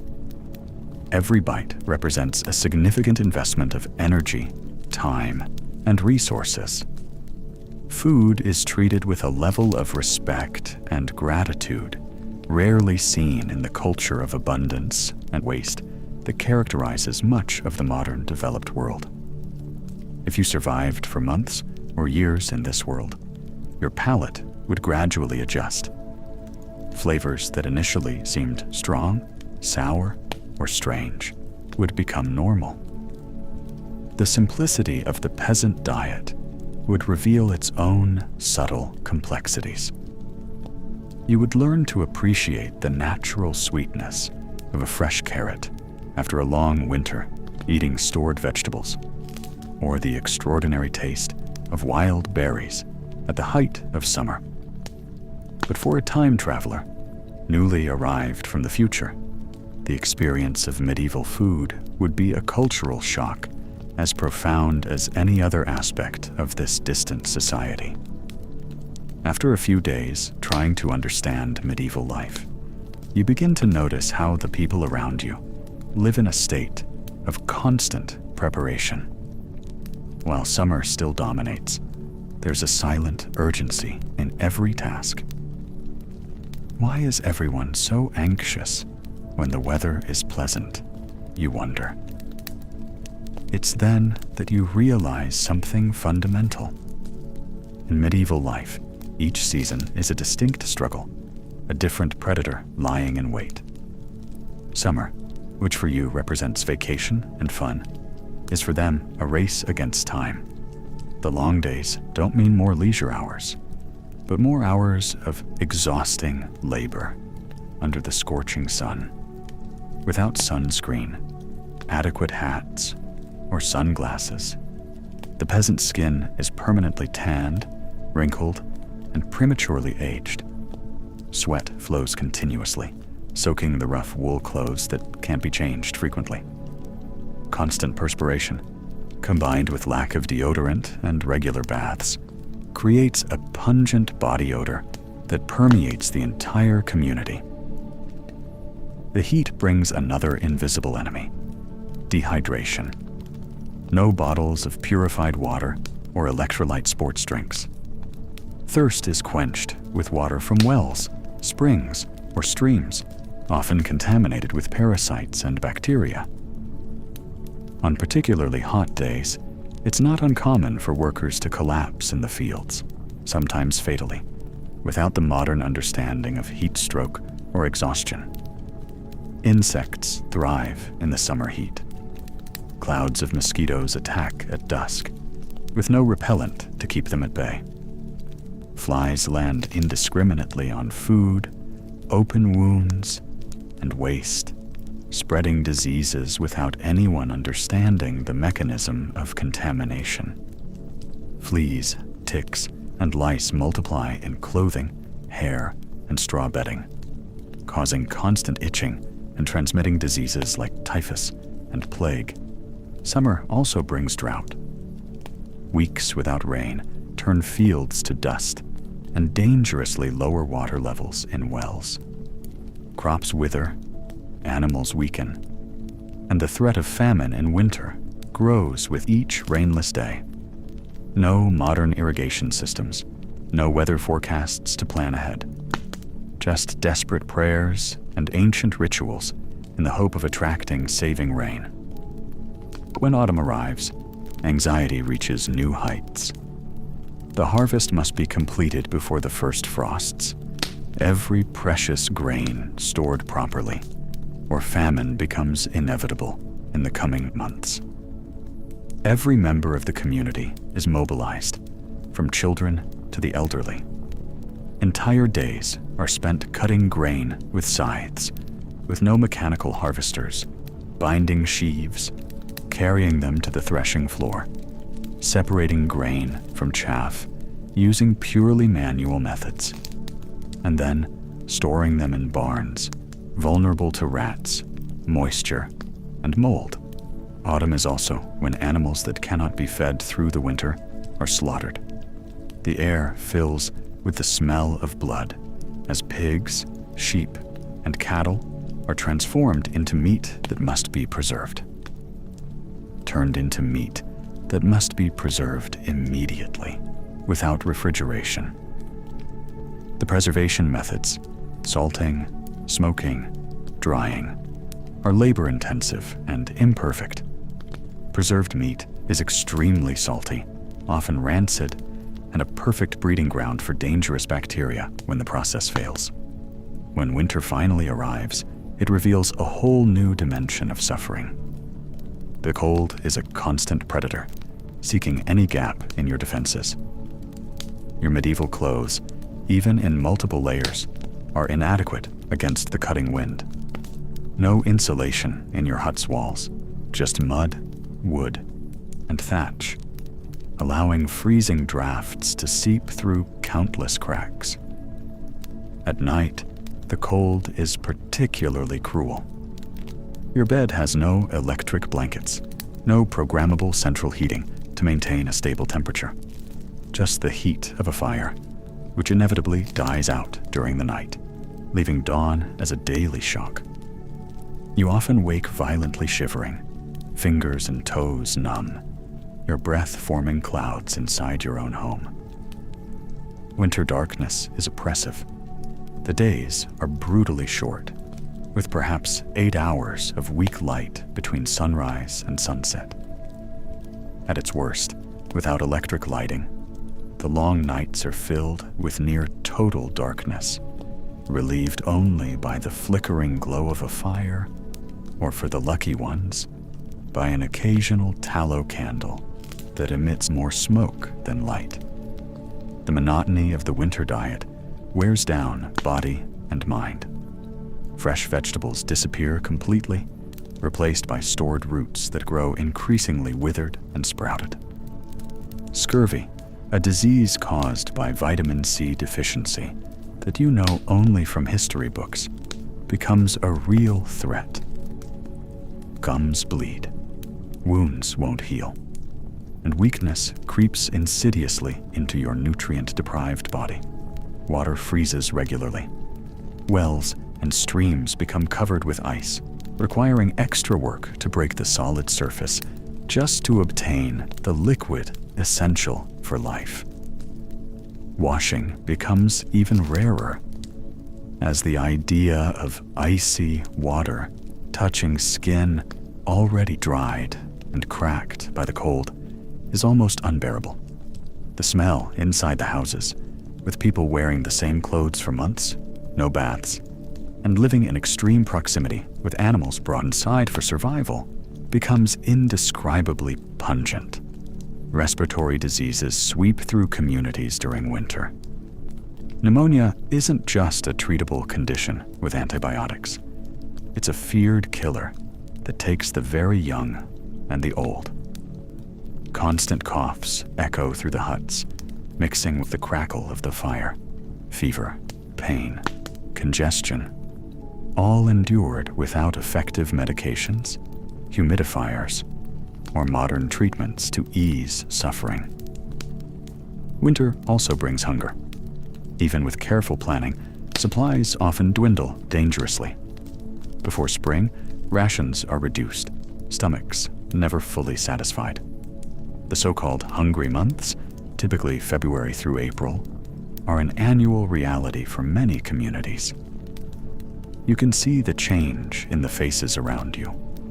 Thinner, with distant looks, conserving energy, moving more slowly. Spring finally brings relief from the deadly cold, but presents its own challenges. The thaw turns paths into nearly impassable mud. Planting must begin immediately, but with people weakened by the deficient winter diet. Precious seeds, carefully saved from the last harvest, must be entrusted to the soil with prayers that they will germinate, knowing any failure means famine next winter. It's a relentless cycle, with no escape. Each season brings its own terrors and demands. Without the comfort of modern technologies to soften the extremes, no thermostats to adjust, no supermarkets to buy out-of-season fruit, no medicines to treat seasonal illnesses, no high-tech clothes designed for specific climates. As you watch the peasants constantly planning for the next season while struggling to survive the current one, you understand something profound about the medieval mindset. There is no isolated present, just a continuous battle against the cycles of nature.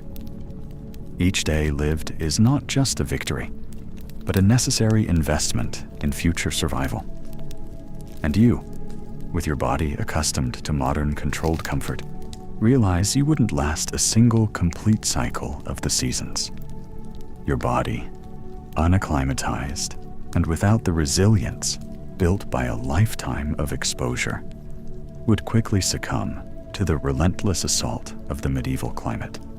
The sound wakes you before dawn, a bell ringing frantically, not the methodical usual call for mass, but an urgent, irregular tolling that can only mean danger.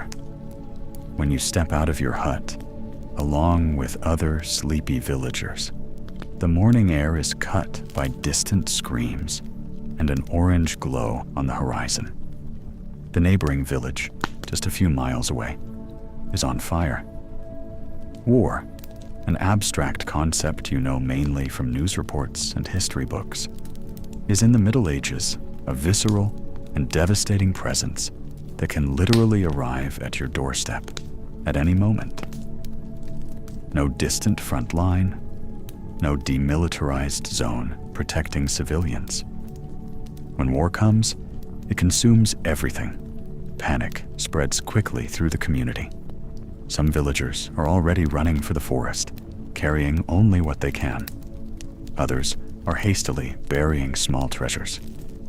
A few coins, perhaps a family piece of silver, hoping to find them again if they survive.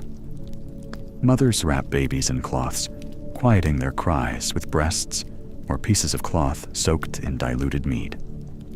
No time for careful deliberation or orderly evacuations. You realize you don't even know who is attacking or why. Medieval wars are rarely explained to common peasants. You're just a pawn on a chessboard whose players you'll never know. It could be a dispute between your feudal lord and a neighboring lord. It could be a larger campaign between kingdoms.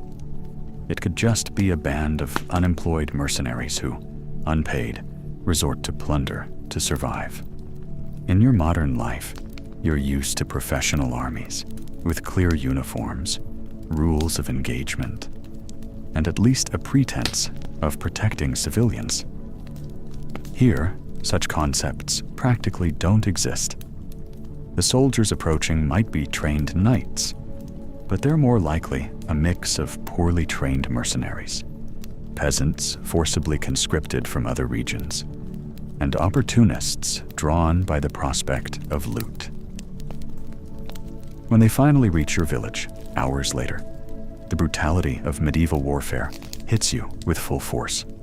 No Geneva Conventions, no international media monitoring, no war crimes tribunals. Just armed men, often hungry and poorly paid, with implicit or explicit permission to take whatever they want from enemy populations. The scenes unfolding before you are nightmarish. Barns are set on fire, destroying in minutes the work of months that would ensure the community's survival through next winter. Animals are slaughtered on the spot or taken, eliminating both immediate food and future means of subsistence. Homes are ransacked. Any item of value, even by the standards of the poor, is stolen. The violence against people is even more disturbing. Men who resist are killed without hesitation, often in ways meant to terrorize others. Women are raped, sometimes in front of their families. Even children aren't spared from violence, whether directly or as witnesses to atrocities against their loved ones. There are no NGOs to document abuses, no peacekeeping forces to intervene, no safe havens for refugees. The most shocking fact for your modern sensibility is how all of this is seen as an expected, almost normal part of the natural order. Medieval peasants don't expect war to be civilized, or for soldiers to respect their rights. Such concepts simply don't exist. War is understood as a catastrophe similar to a natural disaster, something to be endured and survived, not something to be protested or for which to seek justice. Even if you escape the initial attack, fleeing to the forest as many villagers did, the dangers only transform. The medieval forest isn't a safe national park. It's a wild place, full of its own perils. Without proper equipment, survival training, or detailed knowledge of the local terrain, your chances as a modern person are especially precarious. After the raiders leave, survivors face an almost impossible struggle. They return to burned homes, empty barns, possibly contaminated wells. No FEMA, no Red Cross, no post-war reconstruction programs, no insurance, emergency loans, or humanitarian aid. Just empty hands, broken hearts, and winter approaching inexorably. Disease often follows war like relentless shadows. Poorly buried bodies contaminate water sources. Malnutrition weakens immune systems. Untreated wounds become infected. Displaced populations carry and transmit pathogens to new areas without antibiotics, vaccines, or even basic germ theory. Post-conflict epidemics often kill more than the initial violence. The psychological aspect of trauma is perhaps the most alien to your modern mind. No trauma counselors, no PTSD therapy, not even a vocabulary to process what was experienced. Survivors carry their horrors in silence, incorporating them into their worldview as further proof that life is brutally hard and often short. Children who witness atrocities receive no psychological intervention. They're simply expected to move on, carrying invisible scars for the rest of their lives. For those in positions of power, war is often a calculated enterprise, a way to expand territory, resolve dynastic disputes, or simply demonstrate power. For common peasants, it's just senseless destruction and an endless struggle for survival. And this is without even considering large-scale wars. The Crusades, the 100 Years' War, and countless dynastic conflicts. These prolonged wars could mean generations living under the constant threat of violence. Some regions were so frequently contested that they barely knew peace for centuries. As you watch, the survivors begin the painful task of rebuilding, gathering charred wood that might still be useful, searching for hidden tools that escaped the looting, comforting traumatized children. You understand one more reason why you wouldn't survive in this world. Your expectation of personal safety, your fundamental belief that violence is the exception and not the rule, your assumption that there are systems to protect the innocent. All of this would be shattered in a single day of medieval warfare. Violence here isn't a crime to be punished, but simply an aspect of existence to be endured, like weather or famine. And you, a product of a society that, despite its flaws, has built layers of protection between its citizens and naked brutality, are completely unprepared for this fundamental aspect of medieval reality. As the village slowly recovers from the attack, you notice something surprising. Despite the devastation, the loss of loved ones, and the destruction of vital resources. One of the first structures the survivors begin to rebuild isn't the barn or the mill, but the small wooden chapel at the community's center. This priority reveals something fundamental about the medieval mind that your modern sensibility initially struggles to comprehend. For these people, religion isn't a personal choice or a weekend activity. It's the very foundation of reality, the explanation for everything from the birth of a baby to the destruction brought by war. The medieval world is above all an enchanted world. Not in the romantic, fairy tale sense of modern fantasy, but in the literal sense, permeated by active and present supernatural forces. God, angels, demons, saints, spirits. These aren't theological abstractions or metaphors, but real entities constantly intervening in human affairs. The medieval understanding of the cosmos is radically different from your modern scientific view. The physical heavens above, sun, moon, stars, planets, are understood as part of a divinely ordered universe where celestial spheres revolve around the earth, moved by angels. Comets, eclipses, and auroras aren't natural phenomena with scientific explanations, but divine signs intended to convey specific messages to humanity. The church dominates not only spiritual life, but also marks time. Without widely available mechanical clocks, church bells divide the day into prayer periods, matins, lauds, prime, terce, sext, none, vespers, compline. The year is structured not around secular holidays or vacation seasons, but around the liturgical calendar. Advent, Christmas, Lent, Easter, Pentecost, and countless saints' days. This marking of time has practical and immediate consequences. During Lent, for example, meat, eggs, and dairy are forbidden, a restriction that profoundly affects the already monotonous medieval diet. Specific holy days determine when certain agricultural activities should begin or end. Pilgrimages to local or regional shrines can pull workers from the fields at critical times in the agricultural year. Perhaps the most disorienting aspect for your modern mind is the complete interpenetration of the natural and supernatural. Illnesses aren't caused only by physical imbalances, but by sins, curses, or demonic influence. Crops don't fail just due to weather conditions, but because God is punishing the community for some transgression. Birth defects aren't explained by genetics, but seen as omens or consequences of parents' sins.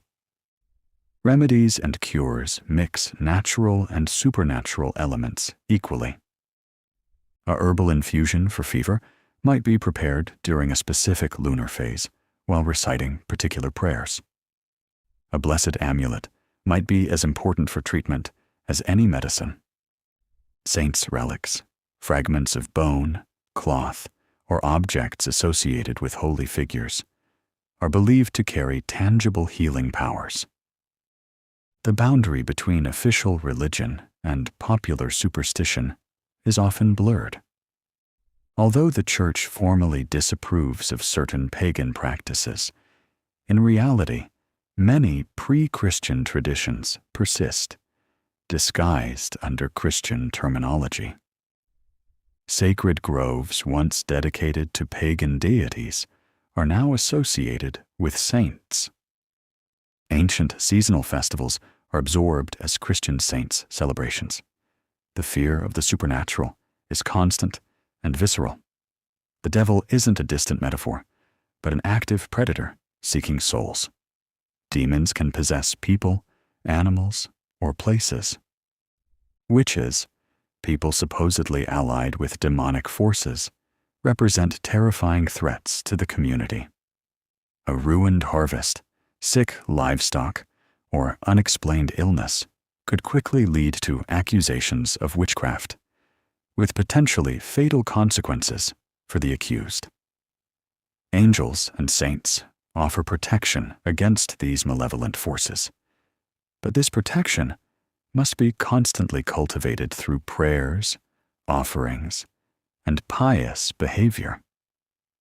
Images of patron saints are displayed in homes and workshops. Blessed medals are worn as protection. Specific prayers are recited at particular moments of danger. The concept of coincidence barely exists in the medieval mind. Seemingly random events are interpreted as significant, charged with divine or demonic purpose.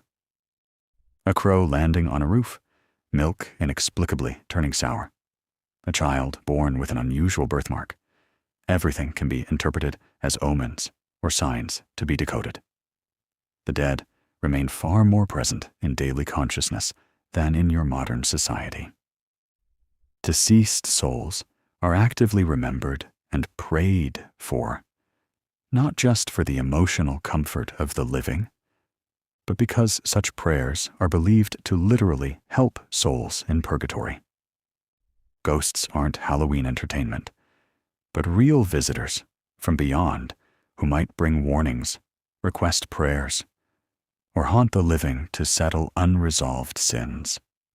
This belief system might seem limiting to your modern mindset, but it also offers something your secular society often lacks: a coherent universe where everything has meaning. Nothing is truly random or purposeless. Suffering, no matter how terrible, can be understood within a larger cosmic narrative of sin, redemption, and eternal salvation. For the medieval peasant, the certainty that there is a divine plan, that good actions will eventually be rewarded, if not in this life, then in the next, and that evil will ultimately be punished, offers a framework for enduring the countless hardships of existence. The promise of heaven isn't a theological abstraction, but a concrete hope sustaining them through famine, disease, and loss. At the same time, the fear of damnation is equally tangible. Hell isn't a metaphorical concept, but a literal and terrible fate awaiting sinners. Demons aren't psychological symbols, but real torturers eager to drag souls to eternal torment. This constant fear shapes behaviors and choices in ways that would be almost incomprehensible to your modern sensibility. The Church dominates every stage of life, from baptism, considered essential to prevent unbaptized infants from lingering forever in limbo, to funeral rites necessary to ensure the soul departs properly. Every important transition is overseen by religious authorities. Marriages, to be valid, require the Church's blessing. Even planting and harvest dates are often determined by religious festivals. For people raised in modern secular societies, this complete fusion of religion with every aspect of life might seem suffocating. Your expectation of spiritual privacy, freedom to question, or even the right to doubt would be completely foreign to the medieval mindset. Atheism, as you know it, would be almost inconceivable, not just heretical, but literally incomprehensible to the medieval mind. As a modern person temporarily transported to this world, you would constantly betray yourself through your lack of religious knowledge and secular reflexes. You wouldn't automatically know when to kneel, which prayers to recite, which saints to invoke for specific protections. These failures wouldn't be seen merely as social gaffes, but as potentially dangerous for the entire community, possibly inviting divine wrath. Watching the villagers gather for a Thanksgiving Mass for the survivors, singing Latin hymns they don't fully understand, but know by heart from childhood, you realize yet another dimension of your inadequacy for this world. It's not just your body unprepared for physical labor or your lack of practical skills. It's your modern mind, trained to seek natural explanations, value skepticism, and critical analysis, that would make you not just a stranger, but potentially a danger to the medieval community. The priest, speaking about how the attack was a trial sent by God to test the community's faith, offers comfort that would be toxic to your modern sensibility, but is genuinely consoling to his listeners. In rebuilding the chapel, before even securing adequate food, you see not an irrational inversion of priorities, but an expression of a worldview where spiritual protection is as essential to survival as bread and shelter. In your world, you might seek comfort in scientific explanations, rational understanding, and technological solutions. Here, these concepts not only don't exist, but would be viewed with profound suspicion. And as you silently question the logic of thanking God for the survivors of a tragedy he supposedly allowed, the villagers around you find genuine consolation in their unshakable faith. This epistemological chasm, this fundamental difference in how knowledge and truth are understood and validated, is perhaps the final blow to your chances of survival. Your body might, over time, adapt to physical labor. Your hands might eventually acquire necessary skills. But your modern mind, shaped by centuries of enlightenment, scientific rationalism, and secularization, would remain fundamentally alien to the enchanted world of the Middle Ages. The next day, as the village reconstruction continues, you join a group of peasants working to repair a damaged roof. Someone places a medieval hammer in your hands, and you immediately perceive another fundamental difference between your world and this one: the nature of the tools and technology around you. The hammer, in your hands, barely deserves the name by modern standards. It's heavy, poorly balanced, with an irregular iron head forged by hand and a wooden handle with no ergonomic design.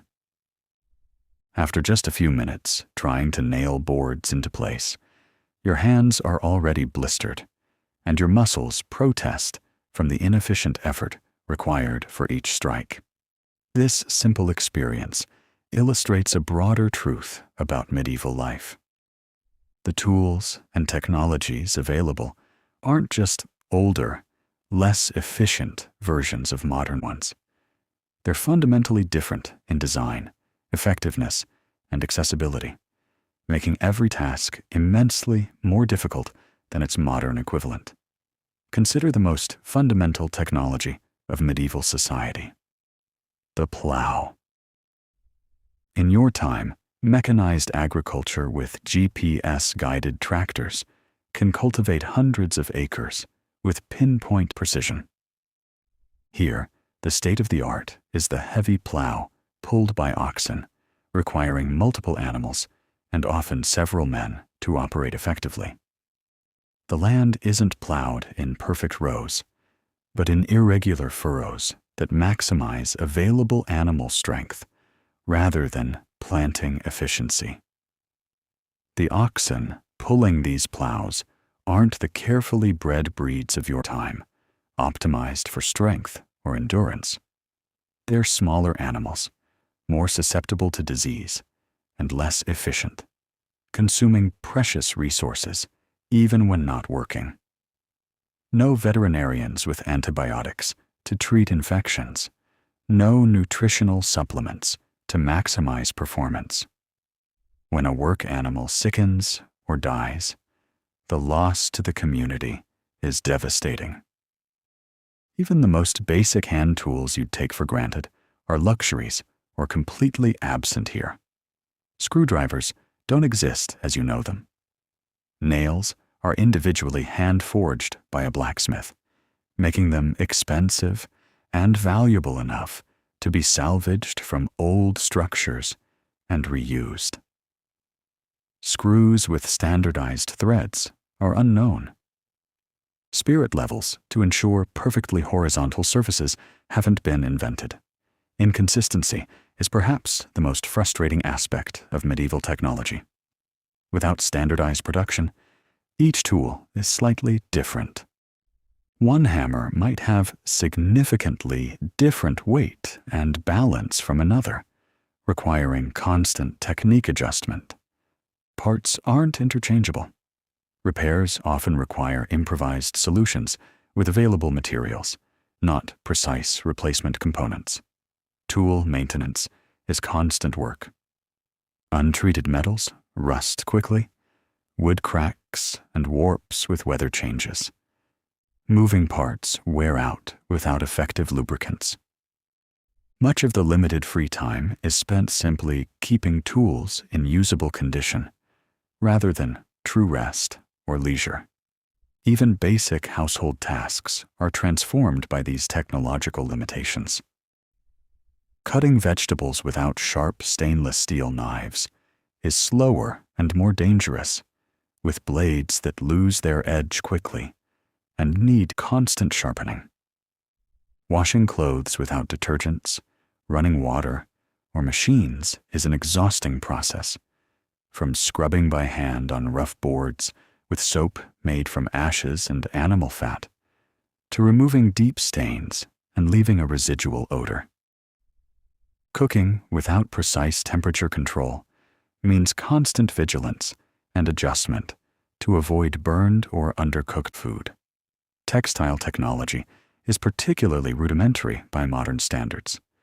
Before a single piece of clothing can be made, wool must be hand-sheared from sheep, carded, and spun into thread, a process consuming many hours, and then woven into cloth on a hand loom.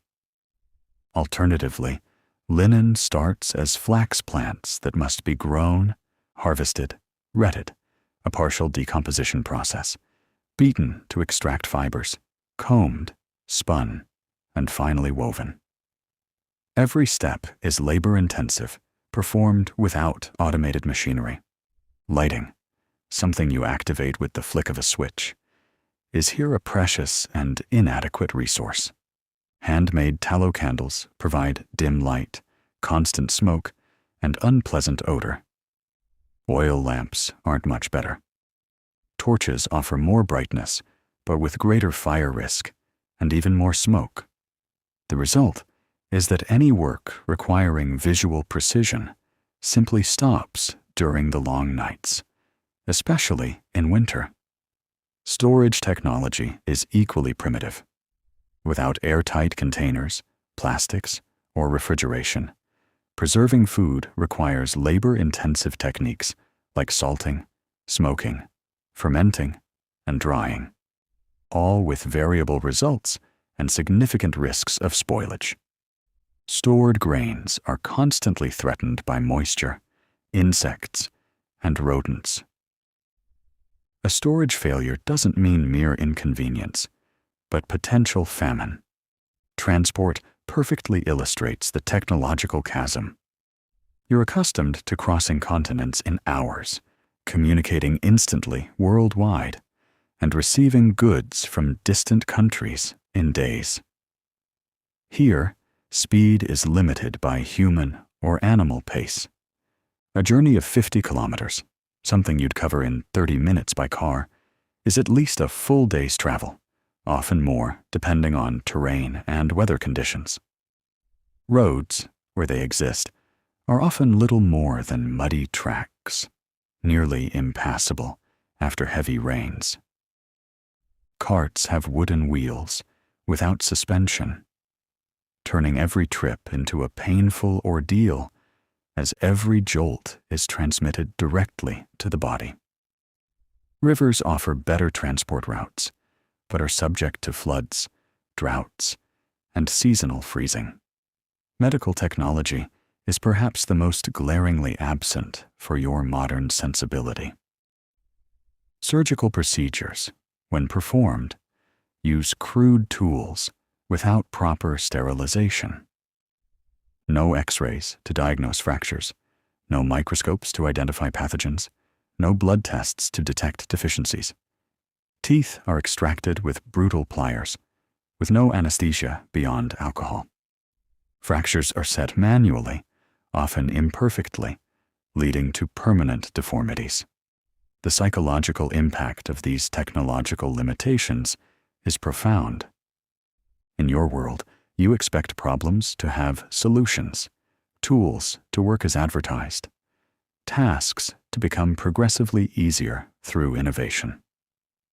In the medieval world, there's a fundamental acceptance of life's inherent difficulty, an understanding that struggling against limitations is a permanent state, not a temporary phase before a solution. Creativity and ingenuity still exist. Medieval people were in no way less intelligent than modern ones, but their efforts are directed toward incremental improvements within severe constraints, not the kind of revolutionary leaps you consider normal. A medieval craftsman might dedicate a lifetime to perfecting a process that reduces tool-making time by 10%, a significant advance in their context, but nearly imperceptible by modern efficiency metrics. Knowledge transmission is equally limited. Without standardized manuals, instructional videos, or online forums, skills are learned through long apprenticeships, direct observation, and trial and error. Crucial techniques can be lost when master craftsmen die before fully passing on their knowledge.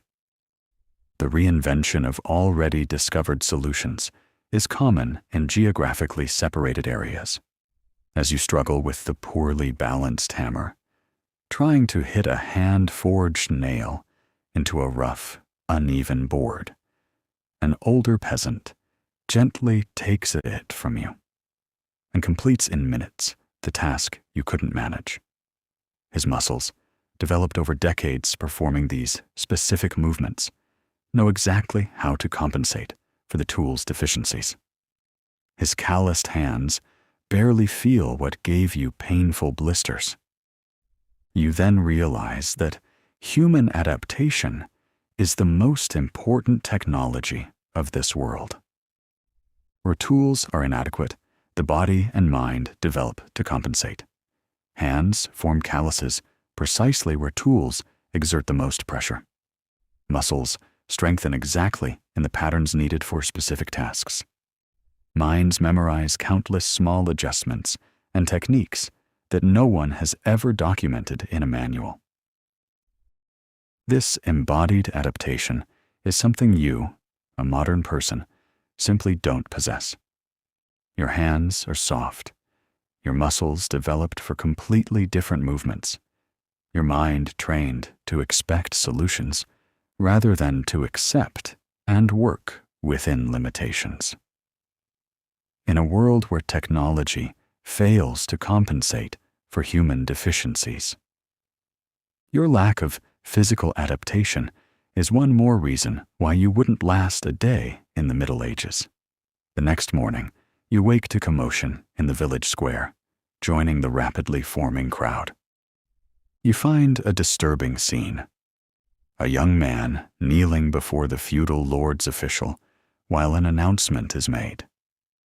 The young man was caught stealing a sack of grain from a neighbor's barn during the chaos following the attack.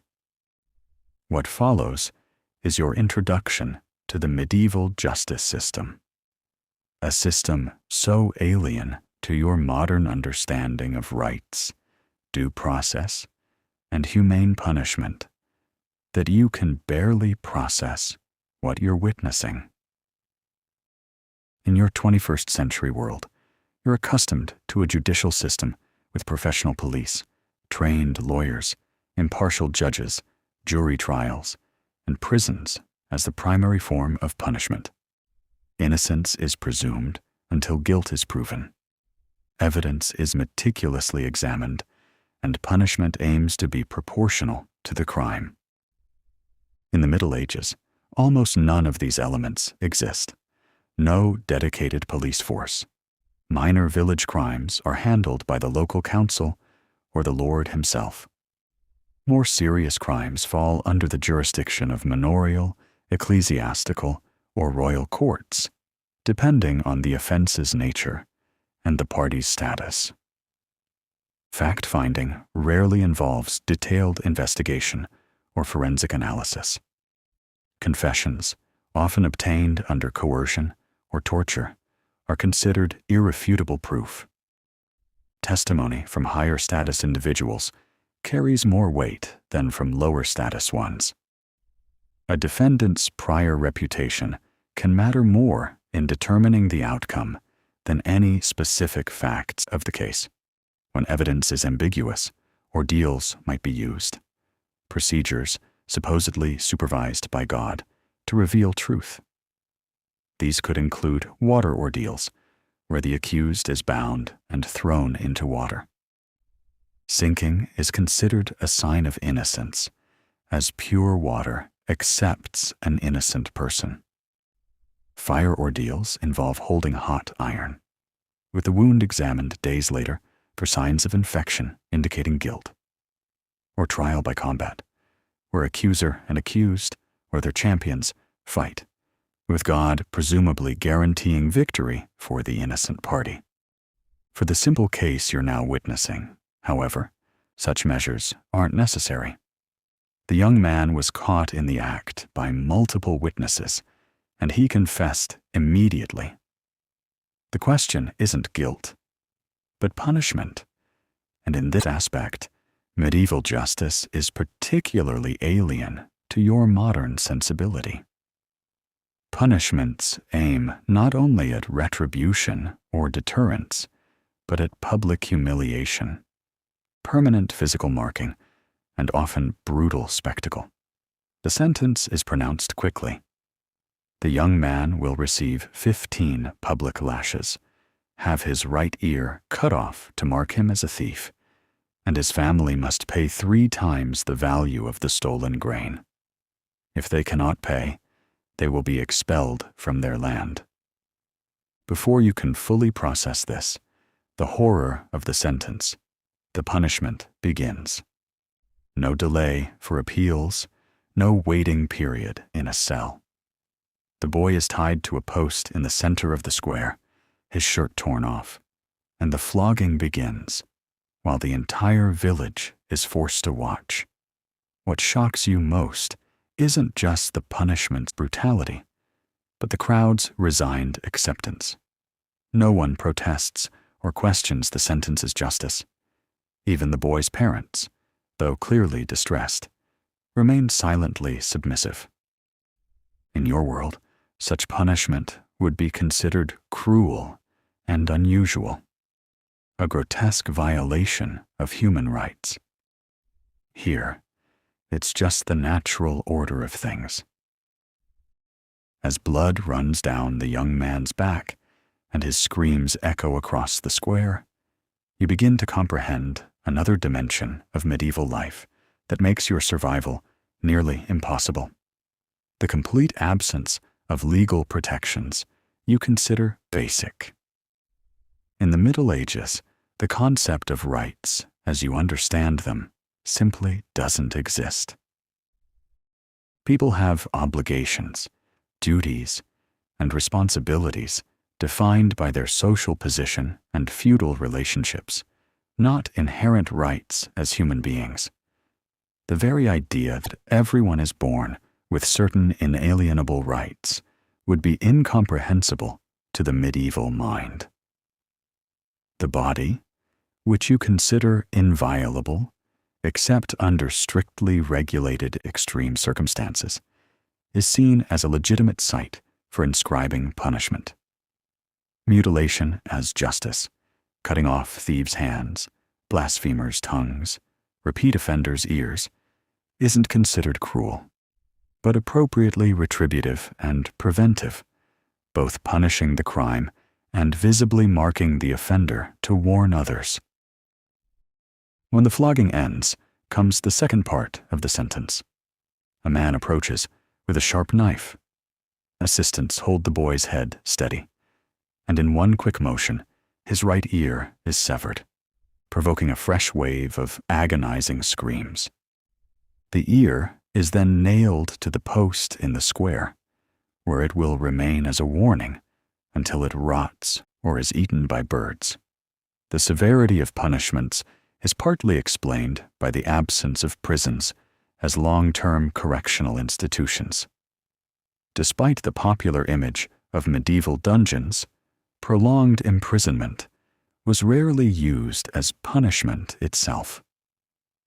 Prisons existed mainly to hold people temporarily until trial, punishment, or debt payment. Keeping prisoners long-term was simply too expensive and impractical.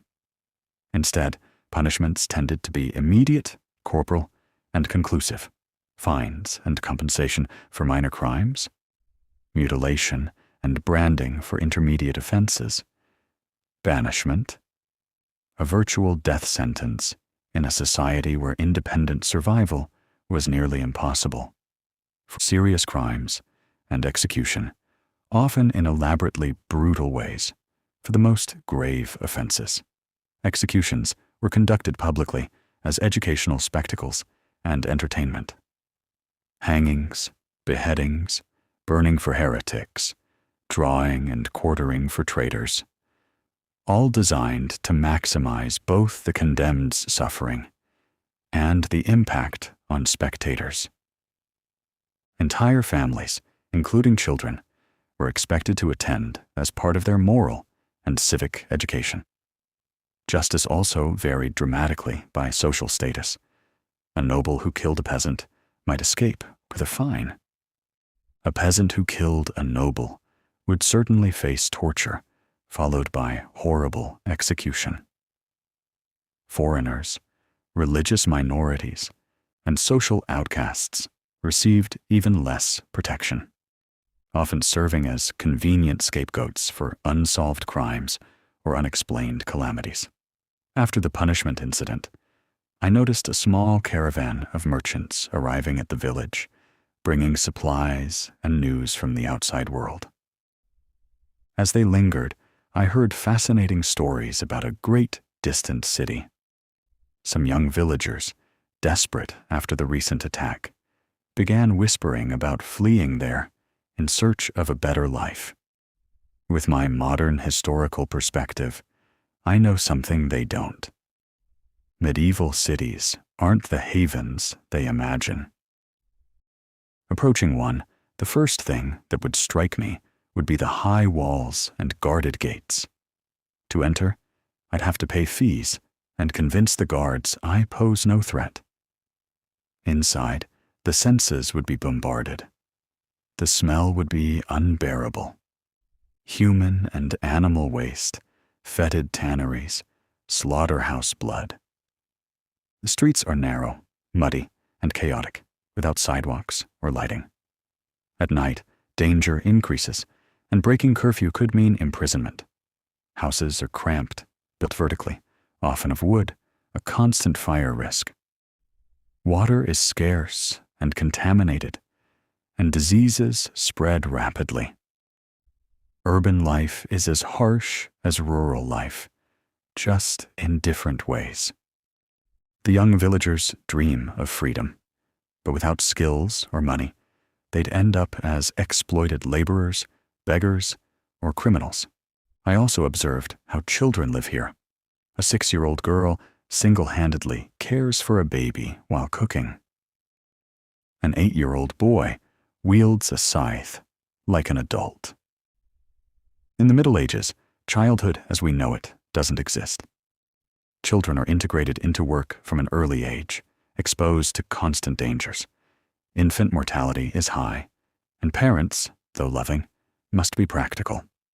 In a world where survival is uncertain, death, in turn, is a constant presence. When an elderly village woman dies, Her body is washed and waked at home, with the community actively participating in the ritual. Burials are quick, and mourning is a collective process, not an individual one. Mortality is so frequent that people live with an acute awareness of finitude, something that in my time we often avoid thinking about. Living here made me realize how much modernity protects us. Clean water, medicine, safety, and prolonged childhoods are unimaginable luxuries for them. While the villagers dream of the city as an escape, I know that no place in this time offers the security and comfort we have today. And in the end, I realize that even with all my knowledge, I would be as vulnerable as they are, or even more so. Medieval life is brutal, but it also shows how people find meaning even in adversity. And that makes me value even more the invisible privileges of the modern world.